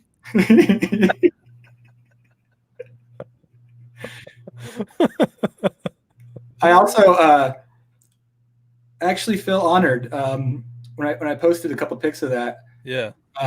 Here I'm being all braggadocious here, but I got my first dick pic. What? Off your beard? Yeah. Somebody was loved it so much that they decided that they had to show their dick to me. Oh wow! I thought that only happened to the opposite sex, only to women, but guess not. Nope. I got it too. It wasn't even that good looking. This wasn't even that good looking. The guy should not be proud of it. I mean, if you're gonna send it out, at least have it at least decent looking. Horrible lighting. The positioning was all wrong. He needs to work on his camera skills. Oh my god! Did you leave him any feedback? No, it was a lost cause. Poor guy. Wow, that was. Was there any any birthmarks, any tattoos that it could be identified by? No, I don't remember too much about that. Okay. So you weren't really you weren't mesmerized by it or anything. You didn't I won't find it in your satchel months later. No, it was not a memorable one. Okay. It didn't reach the quality level I would need for it to be in my satchel. Oh shit! Now, if like I don't know, maybe like because Hemsworth did that to me, maybe I'd keep it then. Oh wow! I don't know. What if he uses bad lighting and then I don't know. I feel like he'd be classy. Give you a quarter of the tip. I feel like he'd be classy. I think he has those Hollywood skills. They can get some Hollywood quality lighting, Get those angles so it makes it look big. He call it a sneak peek. Yeah. It'll be oh man. The real hammer of Thor. Real hammer of Thor. Let me see what you're packing, Thor. Yeah, let me see Thor's hammer. Oh man. Nah. And then I had somebody else message me from across the world. I don't know who she was. Oh yeah? Yeah. What'd she say?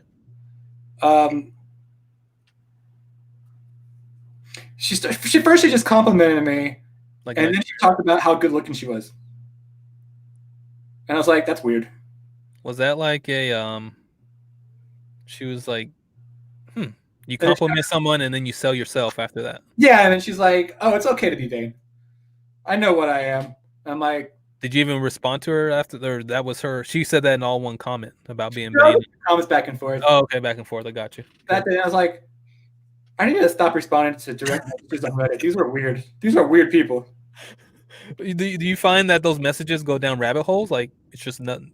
Well, I also realized that I personally have never privately messaged anybody on Reddit, and I had no reason to. Yeah. So the people that do, strange people, man. Wow, I would never in a million years thought you get a dick pic from your beard, but I guess it's possible in the land of the internets. I guess I'm liked by the gay community. There you go. I mean, yeah. Which is flattering. I take it as a positive. Yeah. That somebody wouldn't want to give me a dick pic. I felt flattered because I never get it. Now, I understand that women get them all the time. That fucking sucks. Yeah, that's got to be something else. That's got to be. I feel for them on that one. I can't imagine. But because I wouldn't want 100 of those a day. That would. Damn, 100? Is that? I don't know how many they get, but like I wouldn't. I wouldn't want a shit ton of that. That would be traumatizing. Yeah, it would be. But just one, that was flattering. He's like, all right, it's like this thing is doing something in the world. Obviously, I'm not, not trying to compete with you. I could never compete, but yeah. You were like growing a blanket. You could have like sold your beer for like a miniature damn blanket. I have to say, it's one of those things in my life that I'm genetically blessed with. Yeah, yeah. And like when people ask me like, how do you make it grow like that? How do you do this? They ask me advice and all that. So I give advice about stuff to use, but then at the end I'm like, look, dude, let me just be completely straight with you. Yeah. I have good genetics when it comes to beards. I got lucky. Yeah. It's like asking somebody, how do you become 6'4"? Exactly. Yeah. Genetics, man. You got what you got. Yeah. And I just happen to have a beard of the gods. Yep. So you got that genetic strain where it's like rapid growth, full beard. And that's where, different people, we have different genes, and that's where some guys can, take a month off from working out, then they get back to working out maybe 3 days and their body's just bulking back up already. Or take time off, or take someone a lot longer to even build muscle. Yeah, I got that luck too. You can build muscle. I'm pretty lucky in a lot of ways. Yeah. Yeah. I always feel weird talking about it though, because I'm like, oh, let me be arrogant and egotistical, but I've come down to the fact that I'm just really freaking lucky. Yeah. As a human being. Nice. I won some lotteries for sure. I feel like there's almost like, okay, you're a man, you have testosterone. Yeah.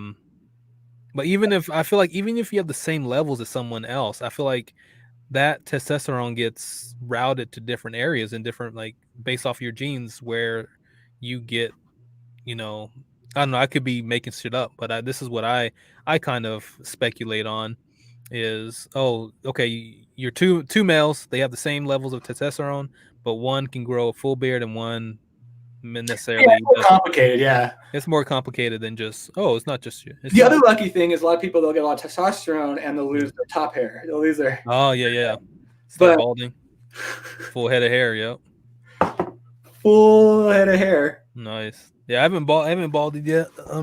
I just got my wacky pandemic haircut, but yeah, full head of hair. Mid-30s, not bad. Shit. 34 and a full head of hair. I went to a high school reunion, and recently, or I guess I should say like the last 2 years, 3 years. Yeah, it was a while, not too long ago, but I was pretty much the same looking now. But okay. Damn, some people don't age well. No. Yeah, I went to the high school reunion, and I was like, if I just stay the same, I get better looking every year because everybody else just gets worse. Oh man, Andrew's got to be all mean over there and shit. Damn. So what'd you say at the reunion? Like, were you just like, damn? Well, are you like, you were kind of standoffish to the people that didn't? No. I'm a friendly, kind person, but I am also a realist. Yeah, so yeah. I was sitting there, I was like, ooh, time has not been kind to some of these people. I think genetics, and then I think it's the daily repetition of what they do, because it compounds. I mean, I don't know. I take care of myself. Yeah, if you take care of yourself, it's gonna show daily. And I drink that bubbly.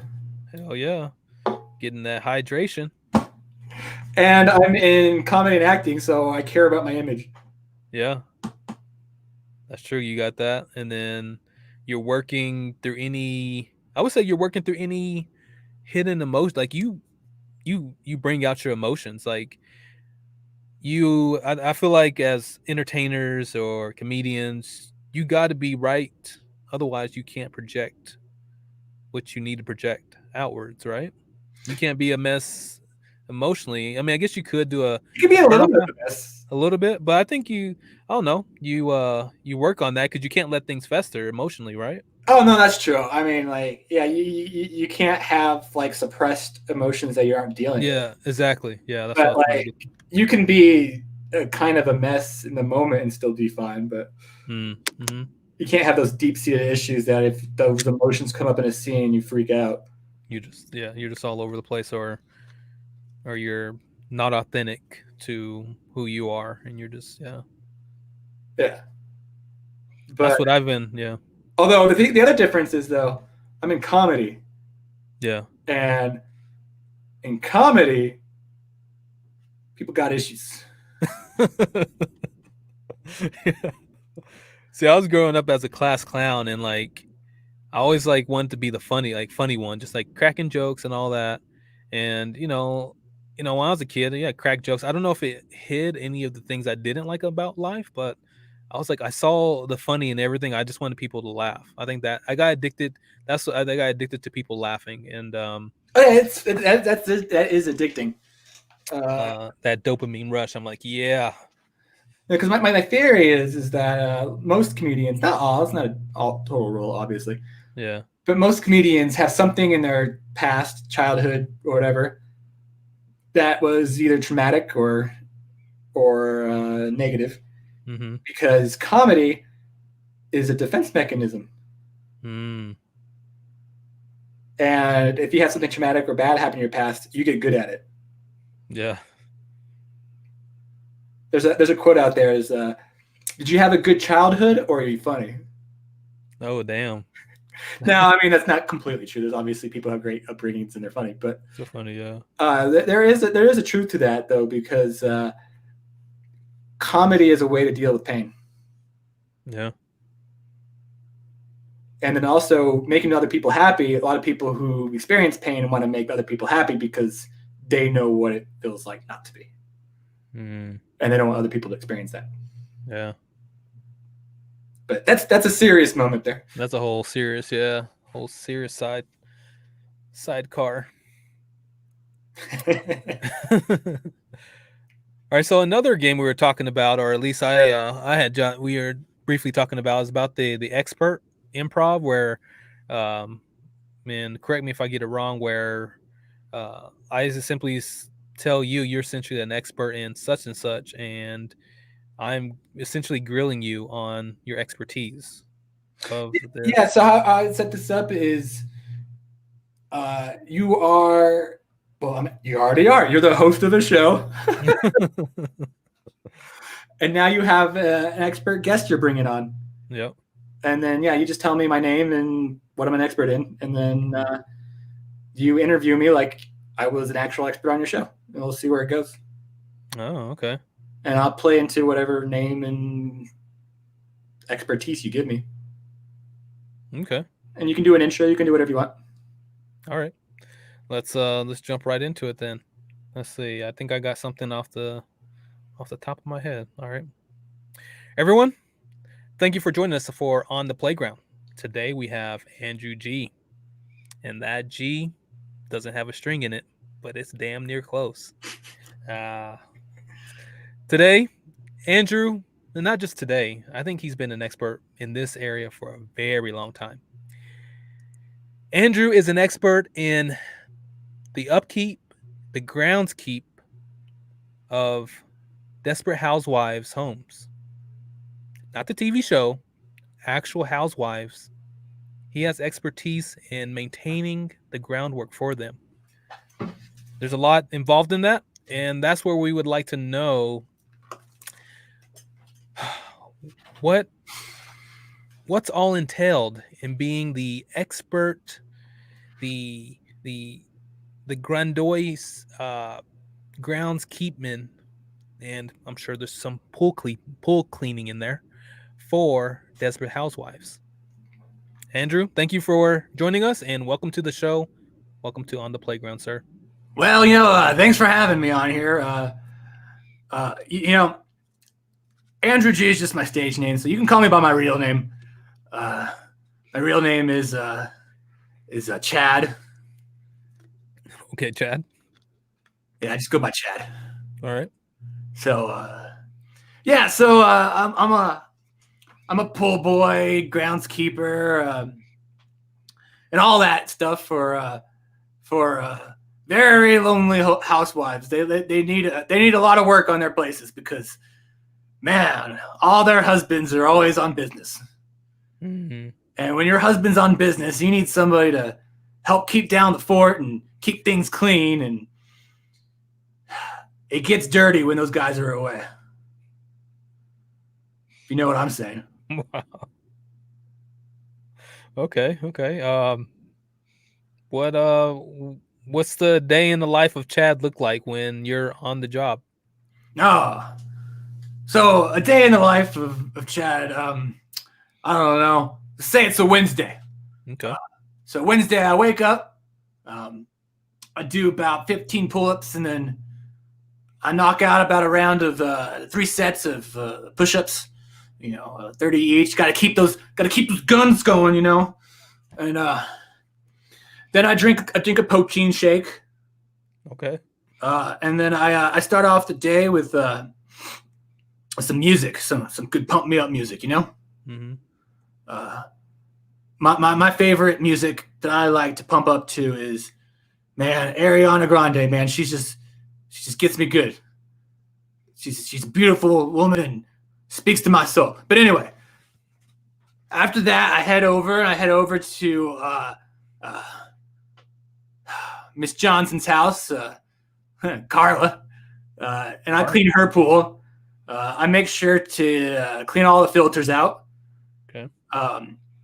And then, sometimes those filters, they get clogged, and I help out with that. And then after that, I need a break. So I go in and I have some tea because she likes tea for some reason. I personally like Monster Energy drinks, but she likes tea. And then we socialize for a little bit, and then I head over to Mrs. Carlisle's. Okay. Yeah, and I clean out her backyard, do some lawn trimmings. Mhm. Gotta really get around that bush and get that whole area nice and trim. So do that, and then she likes Jamba Juice, so I have to go get a Jamba Juice for her. Mm. Okay. Yeah, and then after that we socialize, and then after that I head over to Sandra's house. Sandra. All right. Mm-hmm. And then we socialize. I don't clean anything over there. I feel like there's something behind that socialize. I'm speculating, but socialize sounds good. Okay. Yeah, there's many ways to socialize. Yeah. Yeah. Yeah, I like to socialize. Sometimes we socialize in the living room. Sometimes we socialize in the kitchen. Sandra, she likes to socialize in the car for some reason. These are No judgment from me. okay. Okay. And then Mrs. Carlisle, sometimes her husband comes home and we all socialize. That gets weird. Ooh. But I mean, you got to do what you got to do. It's a hard job. Sometimes you get dirty. Sometimes you get a little wet, but it's all worth it. yeah, sounds like a great career, great area to be an expertise in.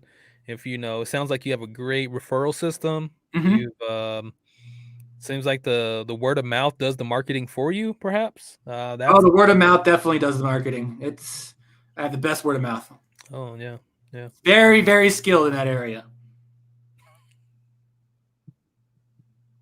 All right. Well, I think we got a lot of good insight into your expertise. And you know, during this, I guess in closing, would you have any career advice to anyone that would be a groundskeeper for lonely housewives, and just your overall just advice as a career path? Well, dream big, because it can happen to you, and all you got to do is you got to believe in yourself, Mm-hmm. and believe in yourself. And one thing I always advise is, always wear protection when you're out there. Hmm. You don't want to end up with something to knock you out for a few weeks. You always need to wear protection when you're out doing groundskeeping. Okay.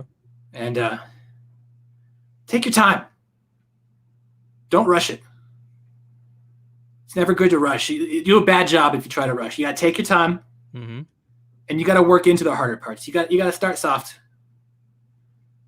before you got to lightly trim the lawn before you weed the bush. You whack the bush. Gotcha.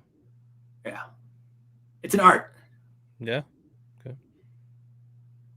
Because you treat the lawn and the bushes differently. Gotcha. Also, be ready to run. Make sure you're on your cardio. Yeah, you got to have a good pair of shoes. Okay. And leave them on, because you never know when you have to run. Oh, wow. Thought this was a safe career. Okay. I guess there's always risk involved. Gotcha. Well, Mr. Chad, thank you for joining us and kind of giving some insight into your expertise of being a groundsman for Desperate Housewives. Hell yeah.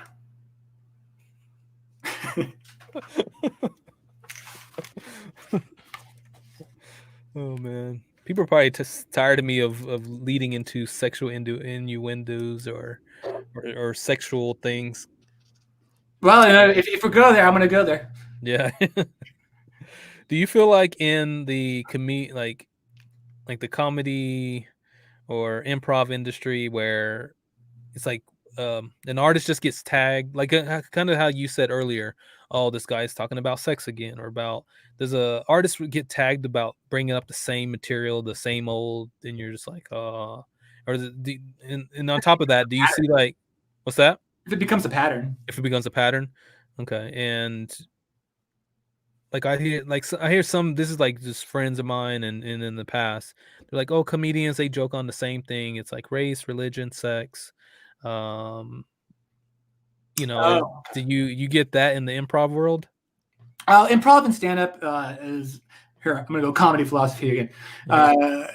Stand-up and improv are gonna be different when it comes to topics like that. Topics, okay. And I think that's just due to the medium. Now, what I mean by that is you'll definitely see those topics get brought up in both, obviously. And there are people that will jump to that. But good comedy, those topics usually aren't gone into as much in improv. So yeah, let's go through those topics. Okay. Sex, that'll come up a lot because that's always fun to talk about. Yeah. Innuendos always fun. They're always good. I mean, if you do that all the time, you will get just kind of tagged as this jokey, gamey person who just likes to talk about sex all the time. Oh, okay.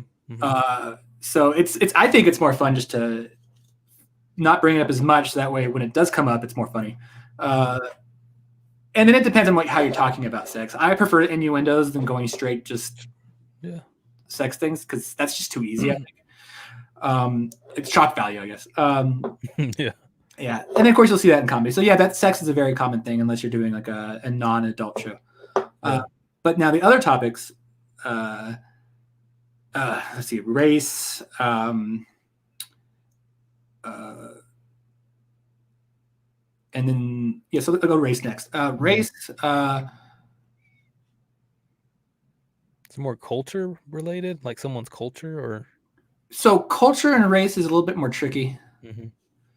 And I think that lends itself better to stand-up.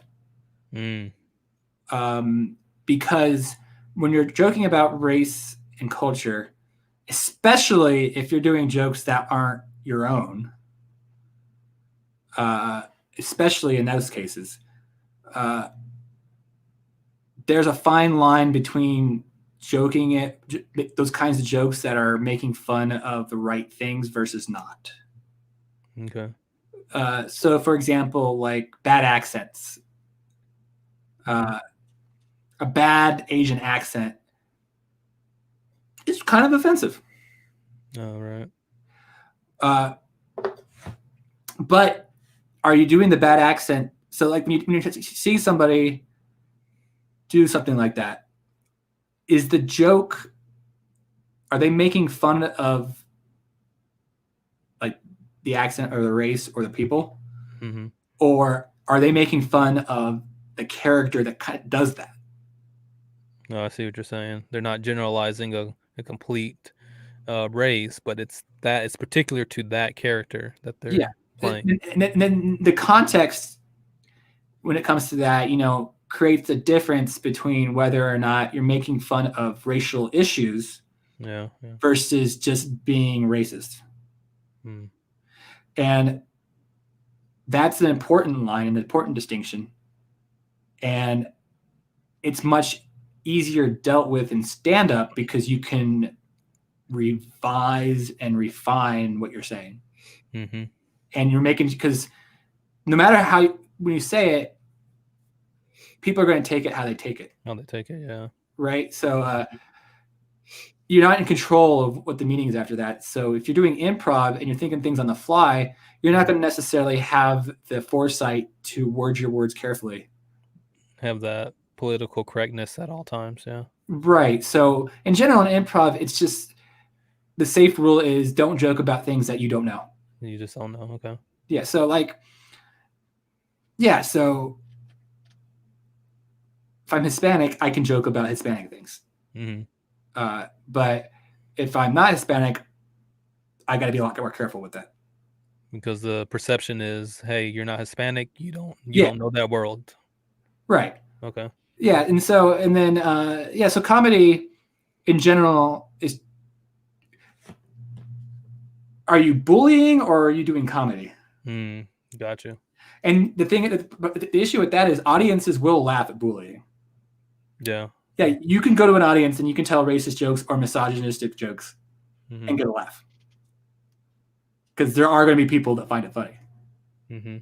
But is that good comedy? I don't think so. Yeah. And it's cheap. It's shock. The shock value, huh?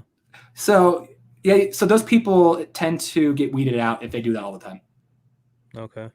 Now in improv, you make mistakes and you'll say stuff that is probably offensive. But like if you're the kind of person that keeps doing that, you're going to get kind of ostracized. You will. Okay. You can get away with it a lot more in stand-up because also that's the other thing is when you're doing improv, you're doing it with other people, so you have to trust each other. So it breaks the level of trust if you're always doing offensive things. Yeah, because you're gonna be like, "What the fuck is going on here?" Yeah. So like if you're playing it and you're always making your partner females into like stereotypical roles, they're gonna not want to play with you anymore. Right. You like keep talking about my damn thongs and what I do, and why do you always keep making me into your stripper girlfriend? Yeah. I mean, so that's yeah. If you keep doing that, people aren't gonna like you, and you're not gonna get that. You could do that in stand-up because you can write it and you're on your own, so people will like you or not like you. Based on Yeah. Now, I mean, like those topics can be. I think that any topic can have comedy to it. Like you can joke about any freaking topic in the world. It's just some topics are very, very hard to do it with and do it right with. Yeah. So in improv, you come in with things on the spot, so I tend to avoid those. Just avoid them. Just Yeah. Like, it's just areas that you don't pull from. Just Yeah. So yeah, I tend not to joke about race or tend not to joke about misogynistic stuff or. Gotcha. Yeah, but like if it comes up in the scene and I'm joking about it, usually with a more experienced person, or with somebody like that has that experience and they bring it up, then there's a way to play around with it. But I think that takes experience to be able to navigate that correctly. Oh, okay. But that's my own opinion. I mean, like you can joke about the stuff and get laughs. I mean, if that's all you're after for. You get laughs, okay. But yeah, it's careful. I mean, like there's things that you could get away with that I couldn't, and there's things that I could get away with that other people couldn't. Yeah. So I mean, yeah, in improv, you can totally talk about yourself.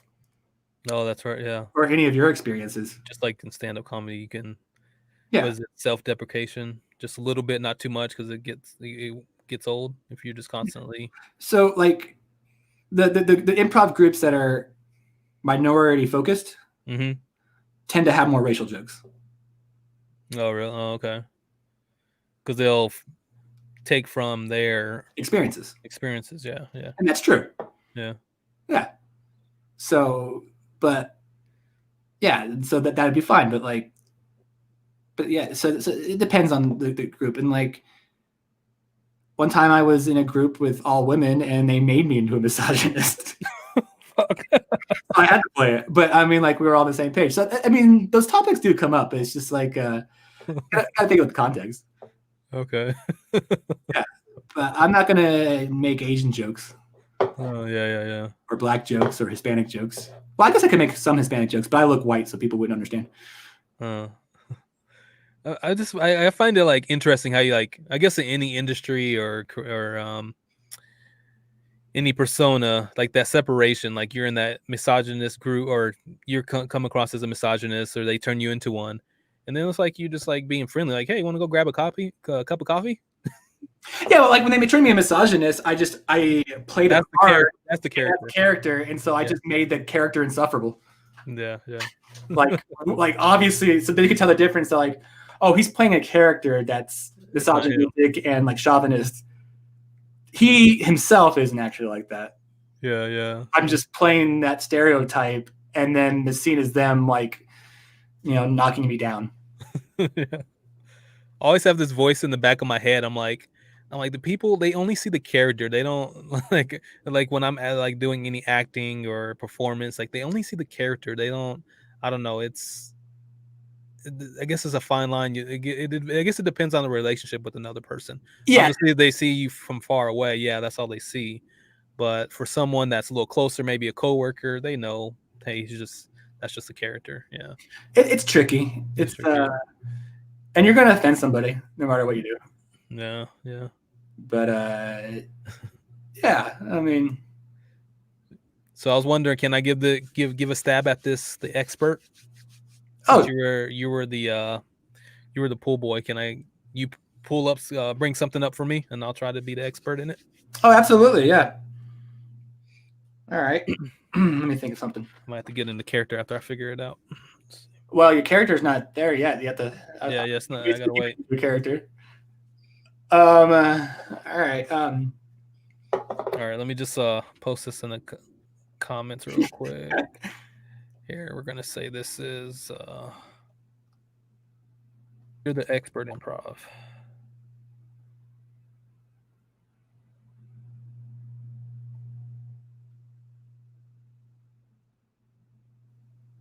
All right.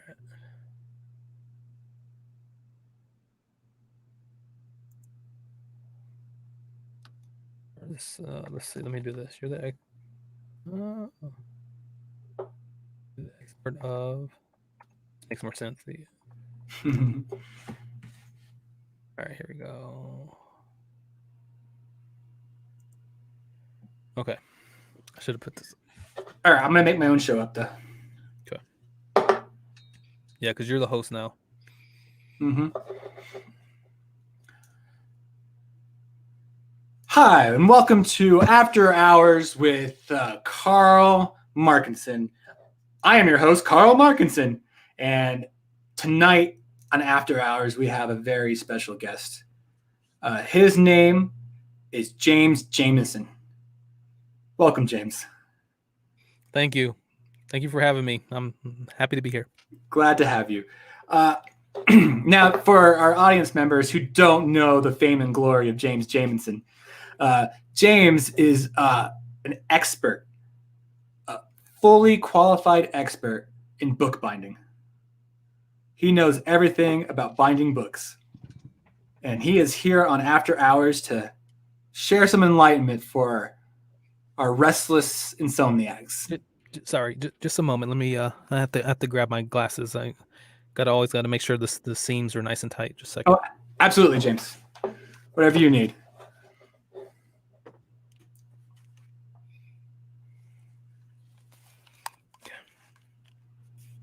So, all right. James, I'd like our viewers to Mhm. understand how you got into this profession, and because I know you said it was your dream since you were a little kid. Can you tell us more about that? Yes, it all started when I used to go on field trips to the library. And these field trips sometimes, my local school would actually take me. Sorry. Sometimes, the local school, I think sometimes it'd be like on Fridays or whenever our classroom got enough gold stars, they'd be like, oh, field trip to the library. But then I had a whole nother reason. I was like, why the fuck are we, why is going to the library a privilege? Shouldn't this be like like a human right? Mm. I had a qualm with that when I was younger. We had to get so many gold stars for our classroom before we could go on a field trip to the library. I'm like, shit, this should be a mandatory damn thing. Um, Sorry, I digress. So field trips to the library, maybe those moments where they were not a weekly thing. It was like, however however we could be a badass class and get them damn stars. That would really propel us to the library. So we go to the library. I go off into my own little world. I would look up different topics of scenario of different professions. And then as I was actually turning the books, I was like, "Who puts these books all together?" And then I went to go speak to the front desk lady, and she's like, "Well, actually, someone helps constructs these books. There is a machine, but before the machine even gets to touch the books, someone has to do the book binding and then finalize it with the machine." I was like, okay." I was like, "Well, what do you do to be a bookbinder?" Or I know I'm not being, I know I used to have trapper keepers when I was a kid, and those, you remember those book covers that Mhm. they made us put on our book so the book would last Yeah, I remember a that. year. I Yeah, use brown paper bags. oh, paperbacks. Okay, I used the whatever that they were advertising damn field day or whatever in the school. No, it was nothing cool as of advertising actual field day, but so yes, they would. I was like, okay, you who does this? What? How do I get into it? And they were like, well, maybe you want to look into machine like paper machinery construction and kind of really get technical with bookbinding and how a book is made and what skill set you need. I'm like, okay, guess I'll go look and research that in the library. So long story short, yes, it was actually those trips to the library and ironically holding those books and digging further in how they're created really made me like, hey, I want to be the guy behind this because this privilege of going to the library, it's not given to me all the time or any time that my mind feels the need to. It's only because them damn gold stars. Mm, And knowledge should not be based off of damn gold stars. You know? It should that's not true. be.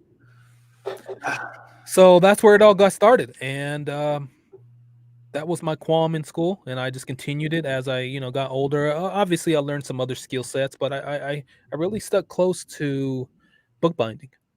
Okay, that's inspiring. Now, I know that you wrote a new book Mhm. and you bound it yourself because you are the master binder. Um, but I noticed that it's a it's a telling of how you went to the Amazon to find the secrets of ancient bookbinding and techniques. Can you share any of these techniques and things you learned in the Amazon and what you found when it comes to bookbindings there? I can share a bit. The spirits there, I'm not sure if they would be so happy about releasing some of those secrets, but I can share a good insight into what happened in the Amazon when I went there, because some things you can only really know if you only experience yourself. Mm. But yes, down in the Amazon, um, it was very rainy, lots of rain, lots of natural wood around me. I guess that would be obvious, right? I'm Mr. Captain Obvious right now. But it's actually a lot of exotic trees, and different trees produce different byproducts of sap. So some saps are thinner than others. Some of them are, when you taste them, it actually almost tastes like a liqueur. I'm like, shit, I can get drunk off of here while I'm down in here. But I digress. Anyways, you could different texture of saps, Okay. and also the different flexibility of wood. Some wood's harder than others, and some sap, when it's actually applied to different type of wood material, it actually binds differently. The binding itself, the interactions, the chemistry, the whole, what stuff I kind of I ignored a little bit in chemistry class. That all that good stuff happened down in the Amazon. And then you saw the different interactions. So I had my machete, right? I had my machete down there, slice off slivers of these different trees. And the biggest thing, the secrets of the Amazon, is this, the spirits down there. They spoke to me. They spoke to me. I have my trusty unbounded notebook. I probably they may have gotten pissed off at me with this by having a spiral ring. They were like, "What? Why the hell are you coming to the Amazon to learn about binding and you have spiral ring?" Um, anyways, I took my notebook in. I wrote down of all the different combination of trees that I should seek out for. Had my machete. I was slicing little slivers. I'm talking about, my machete was so sharp. When I sliced the side of the, after I got past the bark, I was getting slivers of the tree itself and just slicing it, almost slicing like the Egyptians did back in the day. Papyrus, right? They name it papyrus. I Papyrus. believe papyrus. Yeah. I would get different. I would make these different papyrus off the trees themselves.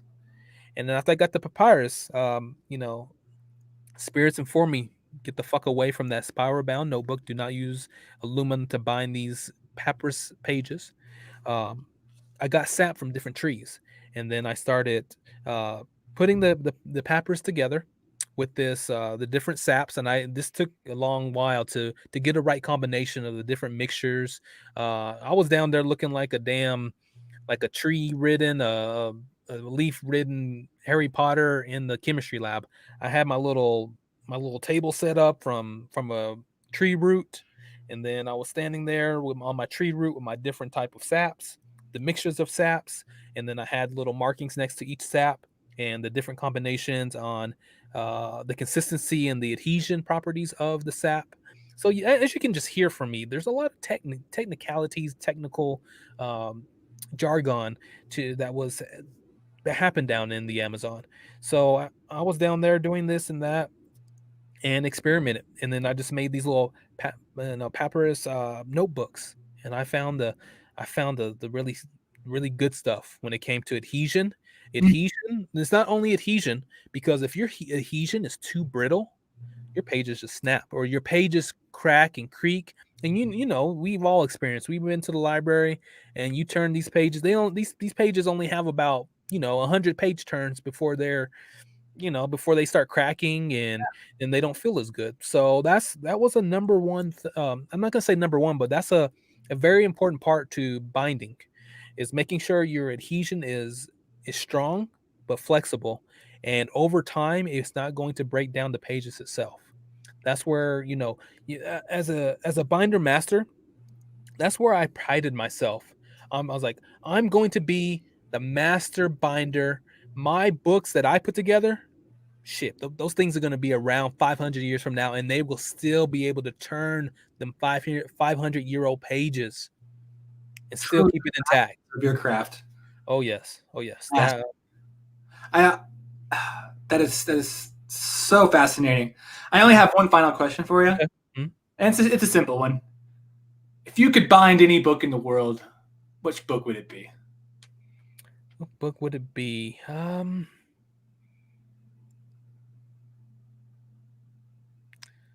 Book would it be?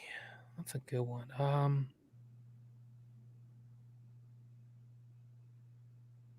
The Guinness Book of Records. I like it. I feel like that's where my binding belongs. It's much better Keep, than my book I would have bound. what's that one? Uh, it's the Mechanic's Guide to the 1995 Camry. Okay. I guess auto mechanic books need to survive multiple years. Yeah, Those Camrys live forever. they do.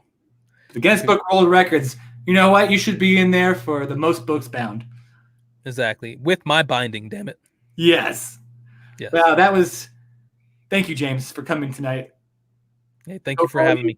And we hope you in the audience in the after hours have a nice sleep. Good night. Thank you. Good night. Oh shit. Oh boy. That's improv where you ask questions. Yeah, that's where you actually ask questions. Yeah.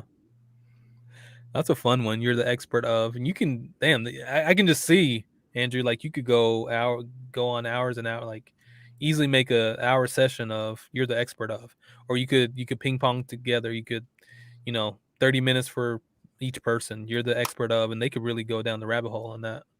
Yeah, and you could play around with it. I could be like, tonight we have the lead pirate of the Davy Jones talking about his expertise in scurvy. Oh shit. And scurvy. So there's multiple variations of all that. So yeah. It's also a good exercise to develop characters themselves. Yeah, storytelling and yeah.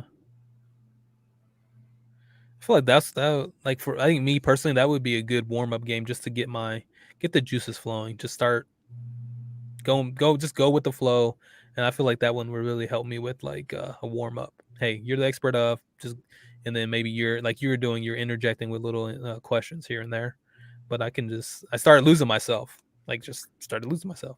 Do you want to end it with a little fun warm up game? Yeah. This one is called 5 Things. 5 Things. Okay. Have you heard this one? No. I'm gonna up it though since we're doing it at the end, so it's not a warm up right now. It's a cool down. I'm gonna call it character 5 Things. Okay. So what happens is I'm gonna give you a character, and then I'm gonna ask you to tell me 5 things, and then you tell me those 5 things as that character. So, as an example,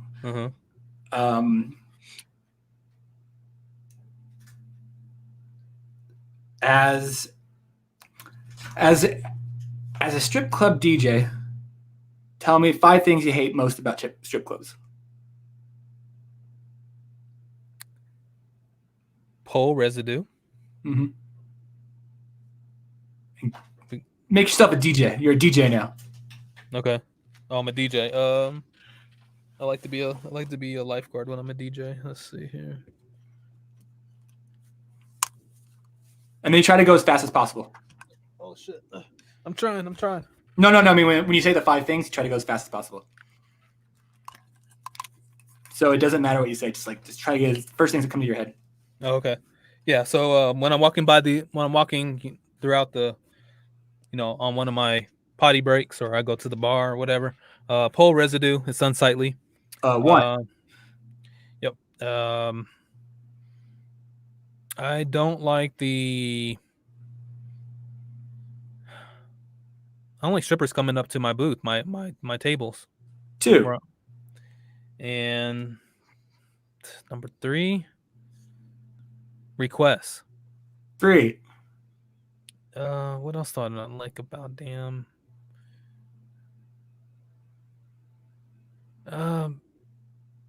Strippers asking for dollars and they pulling out their G-strings. 4. Oh man, there's just so much. I gotta really concentrate now. Let's see. Really don't. Being requested for a lap dance and think I'll say yes just because I'm the DJ. 5 things. And the 5th one is that's 5 things. That is 5. Okay. So that's how it goes. And then I say that back to you, or that's it? And you do what I just did to you. So like as a whatever, tell me 5 Yeah. things, however you want to phrase it. Okay. And each thing doesn't have to be like a short list. Like you can really you can elaborate on each thing, or how do you I tend to make it shorter on this one because it's shorter? shorter. It's like a cool down. Okay. It's a quick game. Okay. Cool. Let's see. As a What are 5 things that you do not like as a barista? Yeah, as a barista. People insisting that I get their name right. That's one. Beans that break out of their bags. Oh, coffee beans. Okay. 2. Yeah. Working for minimum wage. Still? On the coffee shop. 3. People who say espresso. 4.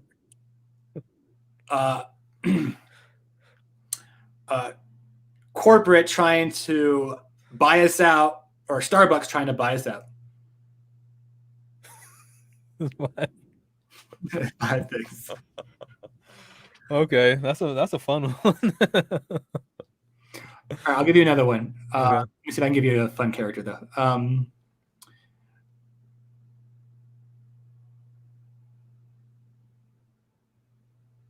As a person who is obsessed with numbers, tell me 5 things you love about numbers.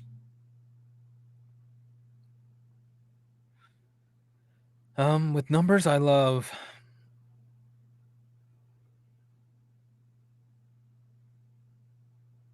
they multiply. 1. Well, actually, wait. When they multiply, they actually make your bank account increase as opposed to the other. 1.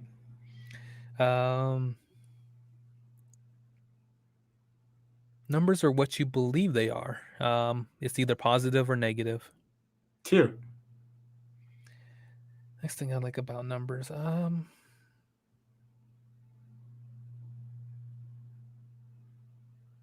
like Jay-Z said, numbers don't lie. 3. Let's see what else.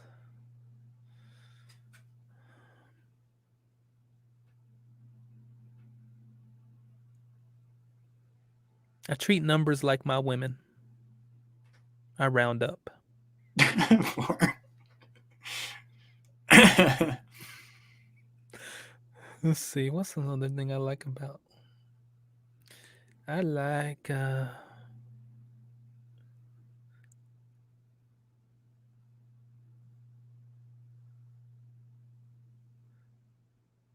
numbers. They're great in multiple positions. Forward, backwards. Just great. 5. All right, give me one more. All right, I'll give you one more. Let's see. Ooh, I know I want.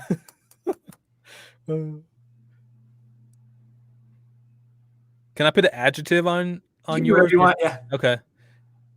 What are the 5 things you dislike about being a disgruntled delivery driver? I have to walk everywhere. What? People don't treat you like the milkman they did in the back days, so it's all just negative. Drones are taking over all our jobs.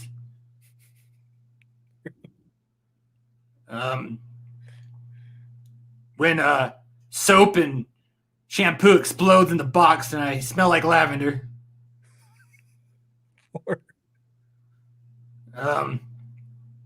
These shorts are too damn short. Nobody wants to see these thighs. That was good. That was nice. So, thank you again, Andrew, for joining in. And I guess in short, for anyone that wants to get into improv or kind of journey down that road, what's some closing advice you would kind of give them? Well, take a class. Okay. 101 classes are. They have some off. I think like they changed their name. Rise Comedy has it now, and I think DCPA has some classes that are still going right now. Those are probably the ones I'd recommend at the moment. But take a 101 class if you like it, and if you do go for it, it's like being a kid again. Just have fun. Mm-hmm. And I guess the most important thing is don't worry about being judged. Because that's what stops most people from saying things. Because they're like, oh, what I'm going to say, this is not going to be good. It's not going to be funny. I got to be funny. Don't worry about being funny. Okay. Just say what comes to your head, and as you practice, it'll get funnier. And lastly, what's one thing they can do to improv, just let's say by themselves? Is it could they do something like kind of we did that slideshow game by them, like they could pick the pictures and then go from there? Or what's some of the, like, I guess, solo practice that they could do after their classes or while they're taking classes? Tell stories. Okay. If you're talking to people and like if I'm on a date or I'm talking to a friend or whatever, make up stories. Like I'll talk about how we're going to make a heist out of the museum, and then I'll come up with an elaborate plan. That's improv. Okay. Or if your friends tell us a funny story, just build on it, add to it. Don't steal it away. Storytelling. That's probably the best way solo wise. Okay. Just anything you hear, just add to it and see if you can add some fanciful things. Let your imagination run wild. Okay. You'll surprise yourself. Nice. Well, everyone, you heard it from the improv expert, the 6-year veteran, and so we wish you well, and we're hoping that things as during these times that things come back to a point where we can start seeing you at locations. It is sad about the bovine. 2021. Yeah, 2021. Hopefully see you back into some establishments, and you're breaking a leg. In improv, do they say breaking a leg? Like, oh yeah, it's a theater. I mean, improv was originally based as acting exercises back in the 40s or whatever. It was built as exercises they gave the actors before acting. So it has an acting background. So yeah, it's break a leg. Yeah, break a leg. Hell yeah. Hey, well, Andrew, thank you again for joining us. And is there anywhere people can find you? I know I have your Instagram handle and everything. Is there any places where you're putting your stuff out there, or you're kind of cracking jokes or doing your improv? Well, I wouldn't say the bovine or the Rise Comedy, but we're on hiatus right now. Yeah. So I'm starting new projects. So okay, TBD, everyone. But he's a funny guy and a passionately bearded guy that can grow a bear cub on his face. I didn't choose the beard. The beard chose me. Nice. Well, Andrew, hey, thank you again. We wish you a well evening, and until next time, sir. Thank you. Thank you. And we end it. I let my nuts hang. Got it. Please welcome to the stage the Bros. How would you like to go see the school counselor? How would you like to suck my balls? What did you say? I'm sorry. Actually, what I said was, how would you like to suck my balls, Miss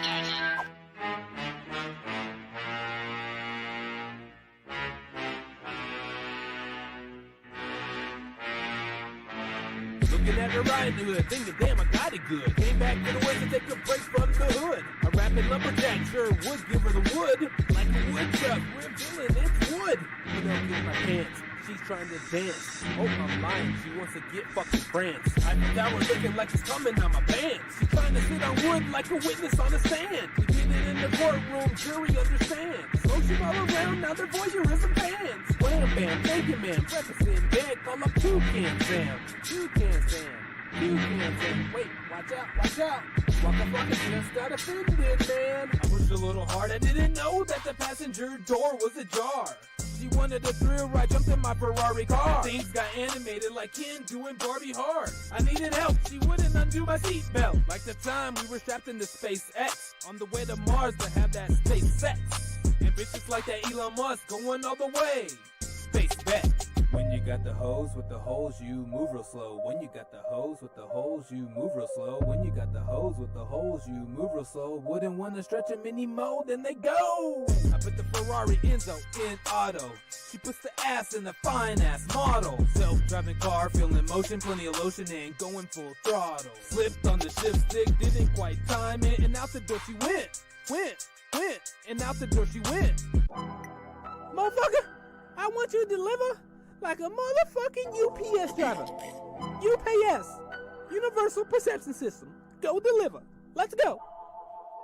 Light a match, yo, I'm back in the match. How about that Doparos on the track with Lois on his back, with knowing that he raps in the lab with a bit of that pizzazz. Smart with no school bells, but still got the class. Looks at his teacher and puts it in her ass. Yeah, he's about that anal, sounding quite unstable. Why the fucking fatal in a motherfucking stable? Did it all without a motherfucking label.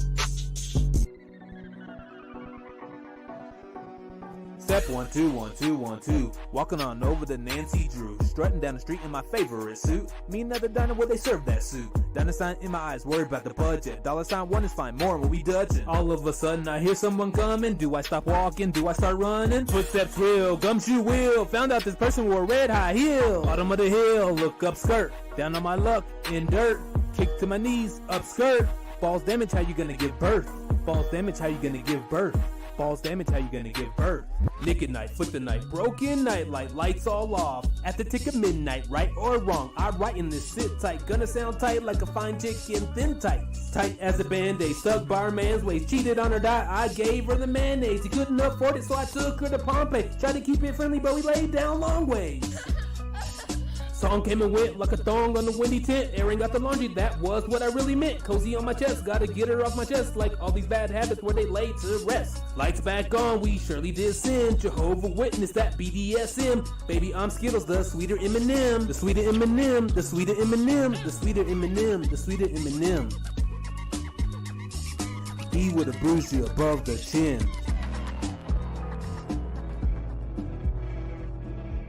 Couldn't picture us up on a window ledge. Only if she was kinky in the head. We could've had a sex life straddled on the edge. Wanted orgasms dispense like Pez. But I told her no candy in the bed. No candy in the bed. No candy in the bed. Speed racing cutie with a NASCAR booty. All I could think about was natural beauty. Lug nuts in the butt. What?